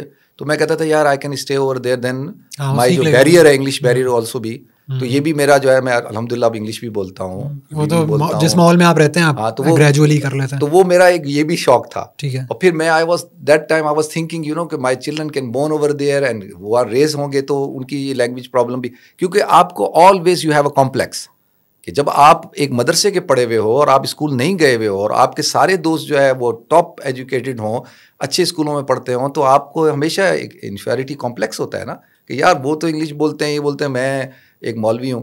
تو میری یہ تھی, تو بھائی صاحب نے کہا چلو ٹھیک ہے جی, ہم زمبابوے میں جا کے سیٹل ہو گئے. صحیح. تو پھر زمبابوے سے الحمدللہ اسٹارٹ کیا, افریقہ سے. تو اچھا, اب وہاں بھی یہی پرابلم تھی کہ 2 مسجدیں تھیں, احمد صاحب بھی میرے ساتھ تھے, 2 بھائی ہم وہاں. تو وہاں پہ آلریڈی امام زیادہ تھے, وہ مجھے نہ نماز پڑھانے دیں, نہ جمعہ پڑھانے دیں, اور نہ مجھے تراویح پڑھانے دیں. تو وہ پھر آپ دیکھیں آہستہ آہستہ آپ اگر یہ چیزیں نہیں کریں گے نا تو آپ دور ہو جائیں گے. تو میں پھر میرے پاس کیا آپشن تھا سوائے تبلیغی جماعت کے کا تعلیمی تبلیغی نصاب فضائل اعمال پڑھنا, وہ پڑھواتے تھے. اچھا میں پڑھتا تھا, بیان اچھا کرتا تھا, اس کا بیان کرتا تھا, لیکن ممبر پہ نہیں بیٹھنے دیتے کیونکہ وہ ایک پورا ان کا ایک سسٹم تھا, پروٹوکول. تو وہ بھی بڑا ایک چیلنجنگ ہو گیا. تو جب میں انگلینڈ آیا تو میرے جو بڑے بھائی صاحب ہیں وہ اکثر ہمارے جو میرے برادر ان لا ہیں ان کا دوست ہے سلمان اقبال. اس نے نیا یہ ARY چینل لیا تھا, یہ میں شروع کی بات کر رہا ہوں 2003 کی جب یہ بنا تھا, تو پاکستان چینل ہوتا تھا یہ. تو انہوں نے خریدا تھا, تو وہ ان کے دوست تھے. تو جب یہ انہوں نے لیا تو بھائی صاحب میرے جو ہے نا, انہوں نے کہا یار یہ تمہیں نہ مسجد ملے گی, نہ تم امامت کرو گے, تو تم جو ہے اس طریقے سے ٹی وی کے ذریعے سے اللہ نے صلاحیت دی ہے. تو وہ آلویز دے پش می, اور وہ اس کو شبان کو بھی فورس کرتے تھے کہ یار تم اس کو بولو کہ اس کو کسی پروگرام میں ڈالیں. تو الحمدللہ وہ ایک دفعہ میں گیا ایک شو میں, تو بس ان کو بھی ضرورت تھی انگلینڈ میں. تو ڈیٹ ٹائم آئی تھنک 2003 تھا, نیا بنا تھا. تو یہ اس طرح سے میں نے اپنا یعنی ٹی وی میڈیا کا سفر اسٹارٹ کیا. پھر میں کچھ عرصے کے لیے پاکستان آیا تھا, تو ٹی وی 1 پہ جاتا تھا, اور بھی چینل پہ جانا شروع ہو گیا تھا, لیکن میں تھوڑا سا عرصہ یہاں رہا, تو پھر واپس گیا. تو الحمدللہ پھر وہاں اقرا بنا, تو آیا ہم the first one to start that Iqra channel, اور اس کو شروع کیا. الحمدللہ آج وہ بہت بڑا چینل ہے, 7 سال اس میں رہا. پھر یہ اسلام چینل انگلش میں تھا, جب اردو میں بنا تو اس کے جو مینیجنگ ڈائریکٹر تھے میرے دوست تھے ابراہیم جمالی, UK IM کے وہ بڑے تھے, پھر انہوں نے اس کو جوائن کیا تھا. تو وہ چینل چل نہیں رہا تھا, وہ بند کر رہا تھا جو آنر تھا. تو اس نے اس کو کہا یار میرے پاس ایک لڑکا ہے, میں اس کو لے کے آتا ہوں, وی کین ٹرائی, تو گیو می 3 months, تو اگر یہ 3 مہینے میں نہیں چلے گا تو تم بند کر دینا. تو مجھے وہ لے کے آیا وہاں سے اقرا سے, تو پھر QTV ARY سے اقرا پہ گیا, اقرا سے اسلام چینل پہ آیا. تو الحمدللہ آج 7 سال ہو گئے. Islam channel one of the best channel ہے, اس کی ویورشپ سب سے زیادہ ہے, اور میں اس میں ایک واحد اسکالر ہوں جو پہلے 5 دن شو کرتا تھا, لیکن میں بزی ہونے کی وجہ سے پھر میں نے اس کو 3 دن پہ لے آیا. تو منڈے, ٹیوزڈے, وینسڈے میرا شو ہوتا ہے 7:30 سے 9 بجے تک. اس کا نام ہے گفتگو, اور اس میں لوگ کال کرتے ہیں, گفتگو کرتے ہیں, ہم ہر موضوع کے اوپر بات کرتے ہیں, سوال جواب ہوتے ہیں. وہ ایک سمجھ لیں کہ مین اسٹریم میڈیا پہ ایک براڈ کاسٹ شو ہوتا ہے. نہیں بھائی, مجھے اندازہ ہو بھی رہا ہے ماشاء اللہ کہ اتنی زبردست آپ کی کمیونیکیشن ہے. لاسٹلی بس ایک آدھ سوال اور کریں گے. UK کے اندر رہتے ہوئے ہم نے یہ تو بات کی کہ اسلام بہت پھیل رہا ہے اور ساری چیزیں, اسلاموفوبیا کتنا پھیل رہا ہے, اور اس کو کاؤنٹر کرنے کے لیے اچھا دیکھیں یہ تو ایک بہت بڑا چیلنج ہے نا. یہ اس چیلنج کے اوپر پچھلی جو گورنمنٹ تھی, دیکھیں آج کل مجھے پتہ ہے کہ اس وقت میں بات کرنا تھوڑا سا مشکل کام ہے نا. اس وقت میں اگر بات کروں گا تو لوگوں کو اچھی نہیں لگے گی. تو جو پچھلی پاکستان کی جو گورنمنٹ تھی خان صاحب کی, اس میں انہوں نے رحمت للعالمین اتھارٹی جو ہے وہ ڈیولپ کی تھی. بالکل. اور اس کے اندر میں گیا تھا, اور میری اسلامی نظریاتی کونسل کے جو چیئرمین ہیں ڈاکٹر قبلہ ایاز صاحب, ان سے ملاقات ہوئی تھی, اور بہت تفصیلی, اور انہوں نے مجھے پورا جو ہماری جو اسلامی نظریاتی کونسل ہے اس کا وزٹ بھی کرایا, مجھ سے وہاں بیان بھی کروایا تھا. تو اس وقت کے اندر جو اس کا مین پرپس تھا, ایک تو یہ تھا کہ پورے پاکستان کے اندر گراس روٹ لیول کے اوپر جو ہے بچوں کو حضور اکرم صلی اللہ علیہ وسلم کی سیرت پڑھائی جائے. میں یہ سمجھتا ہوں پرسنلی, مجھے جو انسپریشن ملتی ہے, میں جو رہنمائی اپنی زندگی میں لیتا ہوں نا, میں تو سیرت سے لیتا ہوں. اور میں ہر وقت حضور اکرم صلی اللہ علیہ وسلم کی کوئی نہ کوئی سیرت کی کتاب کا مطالعہ کرتا ہوں, کیونکہ اس سے مجھے بہت زیادہ رہنمائی ملتی ہے ہر معاملے کے اندر. تو قرآن, اس کے معانی, مفاہیم, وہ تو بہت ضروری ہیں نا, لیکن اس کے ساتھ ساتھ حضور کی جو سیرت ہے وہ آپ کو بتائے گی کہ پریکٹیکلی آپ نے کس طرح سے چیزوں کو ہینڈل کرنا ہے. تو وہ جو رحمت للعالمین اتھارٹی کا آج کوئی وجود ہی نظر نہیں آتا, کوئی نام ہی نظر نہیں آتا. دیکھیں کوئی بھی گورنمنٹ ہے, اگر وہ کوئی بھی کام کرے گی تو اس کو تسلسل ہونا چاہیے. میں کہتا ہوں کوئی ایسا میثاق بنانا چاہیے کہ جو بھی پروجیکٹ عوام کے مفاد کے ہوں گے یا اسلام کے مفاد کے ہوں گے یا ملک کے مفاد کے ہوں گے, اس کو کوئی بھی گورنمنٹ بعد والی آ کے چھیڑ نہ سکے. یہ کیا کہ جی آپ انویسٹ کرتے ہیں بلینز آف بلین روپیز اور دوسری آ کے اس کو ردی کے ٹوکرے میں پھینک دیتی, آپ کا کس کا پیسہ ضائع ہوا. تو اس کے اندر جو مین چیز تھی وہ یہ تھی کہ انڈیویجلی میں اس کا مقابلہ نہیں کر سکتا. کون مقابلہ کرے گا؟ ریاستیں کریں گی, اتھارٹی اسٹیٹ کرے گی. مودی کا 2 دن پہلے کا بیان آپ سنیں, اس نے مسلمانوں کے بارے میں کیا الفاظ استعمال کیے, اور آخر میں اس نے کیا کہا ہے, اس نے یہ کہا ہے, آپ سنیے گا, اس نے یہ کہا ہے کہ اربوں کی اولاد. کیا کہا ہے؟ ہندوستان کے مسلمانوں کو کہا ہے اربوں کی اولاد. اس کا کیا مطلب کہ وہاں کے جو مسلمان ہیں وہ وہاں سے بلانگس نہیں کرتے, وہ اربوں کی اولاد ہے. تو اربوں کو سمجھنا چاہیے, جو ہمارے دوست ہیں ان کو سمجھنا چاہیے کہ آپ ان کو فیسیلیٹیٹ کر رہے ہیں اور وہ آپ کو کس الفاظ سے یاد کرتے ہیں. تو یہ تو ریاستوں کا کام ہے. یہ تو میں انڈیویجول کے حیثیت سے کیا کر سکتا ہوں, اپنی مسجد سے کھڑے ہو کے بات کر لوں گا زیادہ سے زیادہ, اور کیا کروں گا, کوئی جلوس نکال لوں گا, کوئی گستاخی ہوگی تو ہم کیا کریں گے. لیکن جب اسٹیٹ لیول پہ جب بات ہوگی تو اس بات کو جو ہے سیریس لیا جائے گا. تو وہ ایک بہت اچھا اقدام تھا, اس کو میں آپ کے پروگرام کے ذریعے سے چاہتا ہوں کہ بھائی اس کا تسلسل ہونا چاہیے, اور یہ ریاستوں کا کام ہوتا ہے, میرا اور آپ کا کام نہیں ہوتا. اور میں پرسنلی ان چیزوں کے بھی خلاف ہوں کہ بھئی بچوں کو بھی منع کرتا ہوں کہ یار آپ کے پڑھنے کی عمر ہے, آپ ابھی یہ ڈیمونسٹریشنز اور ان میں نہ پڑھیں, کیونکہ سم ٹائم مجھے پتہ ہے کہ کس طریقے سے لوگوں کو ٹیکل کیا جاتا ہے. دیکھیں ہمارا نوجوان بچہ جاتا ہے, ہماری مسجد کا ایک بچہ نوجوان, وہ جذبات میں گیا اور وہاں جذباتی تقریر سنی, اس نے ایک پولیس والے کو مکہ مار دیا. ٹھیک ہے, اتنا بریلینٹ اسٹوڈنٹ, اس کا فیوچر برائٹ فیوچر, اور جو ہے وہ پوری زندگی اس کی کیا ہوگی, تباہ ہو گئی نا. اب اس کا ذمہ دار کون ہے؟ میں پرسنلی کہتا ہوں کہ بھائی یہ بچوں کا کام نہیں ہے, یہ اسٹوڈنٹس کا کام نہیں ہے. آپ اسٹوڈنٹس کو اپنے مقاصد کے لیے استعمال نہ کریں, اور خاص طور پہ ان ممالک کے اندر جہاں پہ اگر ان سے کوئی بھی غلطی ہو گئی تو ان کے تو فیوچر گیا, وہ تو سسٹم میں آ گئے, وہ تو بیچارہ اس کا تو پورا فیوچر چلا گیا. اب تو اس نے یا تو لیبر کوئی کر سکتا ہو, کیش ان ہینڈ کام کرے گا, کوئی ریسپیکٹیبل جاب بھی نہیں ملے گی اس کو. تو یہ چیزیں ہمیں سوچنی ہوں گی. تو اسلاموفوبیا کے اوپر بھی میں ایک انڈیویجول حیثیت سے تو کام کر سکتا ہوں. ہماری جو جماعت ہے یا جمعیت علماء برطانیہ ہے یا اور جو جماعتیں ہیں وہ ایک لیول پہ تو کام کر سکتی ہیں, لیکن جس لیول پہ OIC کر سکتی ہے, جس لیول پہ رابطہ عالم اسلامی کر سکتی ہے, معتمر عالم اسلامی کر سکتی ہے, جس لیول کے اوپر سعودی گورنمنٹ کر سکتی ہے, جس لیول پہ قطر کی حکومت کر سکتی ہے, UAE کی کر سکتی ہے, پاکستان کی کر سکتی ہے, ایران کی کر سکتی ہے, اس لیول پہ میں اور آپ نہیں کر سکتے. تو یہ ہمارے حکمرانوں کو سوچنا ہے نا. اور اس کا مطلب ہے کہ حکمرانی کے اوپر ایسے لوگ کنٹینیو کرنے چاہیے جو کہ اس طرح کی چیز مطلب کم سے کم غیرت ایمانی تو ہونی چاہیے نا. صحیح ہے کہ اچھے لوگ حکمران بنیں گے تو مسئلہ اسلاموفوبیا کا اور باقی وہ ساری چیزیں حل ہو جائیں گی. پھر آپ کو کوئی سپریس نہیں کر سکے گا. صحیح. اگر کوئی میرے ساتھ کوئی زیادتی ہوتی ہے, میرے پاس اگر پاکستانی پاسپورٹ ہے تو میرے پاس مجھے پتا ہے کہ یار میرا سفارت خانہ, میری ایمبیسی میرے پیچھے کھڑی ہے, کچھ بھی نہیں ہوگا پھر تو. کوئی آپ کو ابھی ہم جاتے ہیں جیسے بولتے ہیں برٹش ہے تو لوگوں کا رویہ بدل جاتا ہے. لوگوں کا ابھی ایئرپورٹ پہ, دبئی ایئرپورٹ پہ پھنس گئے, پاکستان کی cricket team, senior cricket team پھنس گئی, سب لوگوں کو نکالا جن کے پاس فورن پاسپورٹ تھے, اور بیچارے نیپالی پاسپورٹوں کو بھی نکال لیا. پھنس کون گئے؟ پاکستانی پھنس گئے, 3 دن تک پھنسے رہے, تو کوئی پوچھنے والا نہیں ہے. آپ جو کرکٹ ٹیم کے لوگ ویڈیو بنا کے ڈال رہے ہیں کہ بھائی ہم بھی پھنس گئے, نکالو یہاں سے.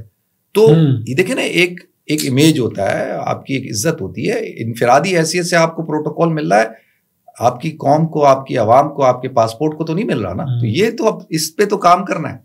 تو اسلام کو بھی عزت ملے گی. حضور اکرم صلی اللہ علیہ وسلم کی ناموس کی حفاظت جیسے میں نے کرنی ہے, آپ نے کرنی ہے. دیکھیں فرانس میں جب وہ ہوا, اس کا آپ میرے ساتھ چلیں فرانس میں میں نے الحمدللہ مدرسہ قائم کیا ہے وہاں ماشاءاللہ. آج کتنے سال ہو گئے, مسجد قائم کی ہے. میں پہلے ہر سال میں 2 دفعہ جاتا تھا. تو کتنے لوگوں کے پاسپورٹ کینسل ہوئے, کتنے لوگوں کے ویزے نہیں ہوئے, اسپاؤس ویزے نہیں ہوئے, کتنے لوگوں کے ایشوز وہاں پہ کھڑے ہوئے. یہاں پہ آپ کی جذباتیت کی وجہ سے, آپ کی جذباتیت کی وجہ سے وہاں مسلمان پریشان ہو گیا. اور کتنی مساجد کو بند کر دیا انہوں نے. کیا ایسا تو نہیں ہے کہ جی یہ جان بوجھ کے کروایا جاتا ہے کہ یار یہ کام کرو, اس کے اگینسٹ میں یہ جذبات میں آ کے شور شرابہ کریں گے تو ہم نے ان کے اوپر مقدمے قائم کرنے, ہم نے ان کو یہاں سے فارغ کرنا ہے. تو بہت سوچنے کی, سمجھنے کی ضرورت ہے. آپ کے پولیٹیکل ایجنڈیز ہوتے ہیں, آپ کے کوئی اور کوئی آپ کا ایجنڈا ہو سکتا ہے, لیکن تھوڑا سا عقل سے کام لینا چاہیے نا. کہ میں نکل کے روڈ بلاک کر رہا ہوں تو مجھے سوچنا ہے کہ یار اس روڈ بلاک کرنے کا فائدہ ہو رہا ہے یا نقصان ہو رہا ہے. اگر نقصان زیادہ ہو رہا ہے, فائدہ کم ہو رہا ہے, تو پھر مجھے وہ کام نہیں کرنا جس سے لوگ افیکٹ ہو رہے ہیں. گورنمنٹ نیڈس ٹو انڈرسٹینڈ اور پارٹیز آلسو. ہاں, لیکن وہی اصل میں پارٹیز کا تو اگر آپ ان سے موقف سمجھیں تو وہ کہتے ہیں ہم تو اپنی گورنمنٹ کو جگا رہے ہیں. دیکھیں میں پرسنلی, مجھ پہ اتنا پریشر تھا کہ آپ مسجد سے اعلان کریں. میری مسجد میں میرے جو مصلیز ہیں, کیونکہ میں چیئرمین ٹرسٹی ہوں تو مجھ پہ زیادہ پریشر نہیں ڈال سکتے. اگر میں امام ہوتا تو ڈال دیتے. امام پہ دلوا دیا.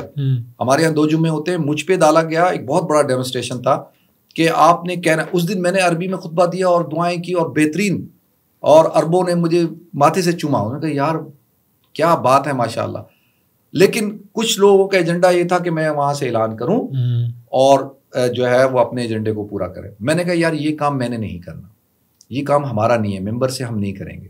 آپ کریں, پولیٹیکل لیول پہ کریں. آپ ماشاء اللہ لیبر پارٹی ہے نا, مسلمان ہے نا, لیبر پارٹی میں ہے, دوسری پارٹیز میں آپ کریں. تو اس میں کیا ہوتا ہے کہ آپ کو اس چیز کو بہت سوچنا ہوگا. تو مجھے کہا کہ آپ اعلان کریں. میں نے کہا میں یہ نہیں کروں. صحیح. اور میرے پاس ابھی تصویر موجود ہے, میرا فون ہے, میں آپ کو, ہم نے اپنے لوکل ایم پی کو بلایا اور اس کو افطار میں بلایا. لوگ بہت غصہ ہوئے, اس کو بلایا, سموسے کھلائے, پکوڑے کھلائے, اور ساتھ ساتھ اس کو کہا کہ بھائی آپ نے آواز کی نہیں اٹھائی, یہ کیا ہوگا, نیکسٹ ٹائم تمہیں ووٹ نہیں دیں گے. ہنستے ہنستے پیار سے کمیونیکیٹ ہو گئی, پیار سے اس کو کہا کہ یار یہ آپ نیکسٹ ٹائم آپ کو ووٹ نہیں ملنے والے, آپ جو ہے. اور وہ اتنا سیریسلی اس نے سنا, اس نے کہا اچھا. میں کہا بھائی ایسے ہی ہے, اس سے پہلے کہ یہاں شور شرابہ ہو تو یہ بھی آپ کو میں ایک جو ہے نا سائلنس میسج دے رہا ہوں, تو آپ اسمبلی میں بات کریں.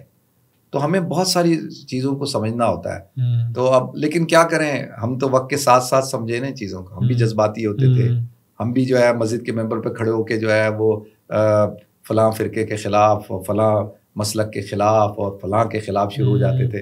تو ہم بھی اس وقت میں, لیکن آج وقت کے ساتھ ساتھ اب تو یوٹیوب کے اوپر ایک مسلک دوسرے مسلک کے, ابھی آپ اور میں آپ کو گارنٹی دیتا ہوں, ہم ایک براڈ کاسٹ کرتے ہیں اور میں آپ کو بتاتا ہوں آپ نے مجھ سے کیا کیا سوال پوچھنے, میں نے کیا جواب دینے. نہ وائرل ہوں تو آپ میرا نام بدل دیجیے, کنٹروورسی. ہاں بس آپ لڑا دیں کسی کو, ابھی آپ بٹھائیں میرے ساتھ کسی اور کو بٹھاتے, اور وہی جو 1400 سال سے ایشوز ہے انہی کو آپ نے ڈسکس کرنا ہے, انہی کو آپ نے لوگوں کے انریزولوڈ مسئلے انریزولوڈ ہی رہنے, لیکن وقتی طور پہ آپ کو پاپولیرٹی مل جائے گی, واہ واہ بھی ہو جائے گی, پاپولیرٹی بھی مل جائے گی. اسد کو پھر لوگ ماشاء اللہ.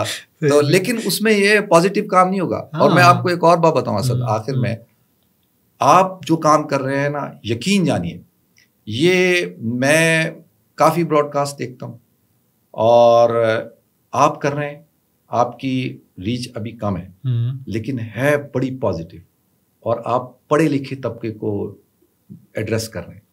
آپ کا جو ویور ہے نا وہ عام ویور نہیں ہے. تو کچھ لوگ تو ایسے بھی تو ہونے چاہیے کہ جو خاص طبقے کو بات پہنچا سکیں. یہ تو نہیں ہے کہ ضروری تو نہیں ہے کہ ہر سطحی لیول پہ آپ نے رہنا ہے. تو عوام تبدیلی عوام نہیں لاتی, تبدیلی خواص لے کے آتی ہے. جب خواص کی سمجھ میں بات آئے گی تو پھر ہی تو معاملات حل ہوں گے. عوام بیچاری نے کیا کرنا ہے, تو یہ آپ میری بات سمجھ رہے ہیں. آئی ٹرائی ٹو, بالکل بالکل, میں نے آپ کو جو message point well taken, appreciation well taken, points well taken for future. Thank you very much sir, بہت شکریہ آپ کا, آپ نے بہت سارا ٹائم دیا. ایئرپورٹ سے آپ ویلفیئر کے کام کے اندر گئے, ویلفیئر کے کام سے آپ پوڈ کاسٹ کے اوپر آ گئے. اللہ تعالیٰ پورا یقین ہے کہ اس سے بھی انشاءاللہ پازیٹیو میسج پھیلے گا. اللہ تعالیٰ اس سے خیر نکالے. ضرور بتائیے گا پوڈ کاسٹ کیسا لگا, اور انشاءاللہ اگلے کسی پوڈ کاسٹ میں دوبارہ ملاقات ہوگی. Thank you sir.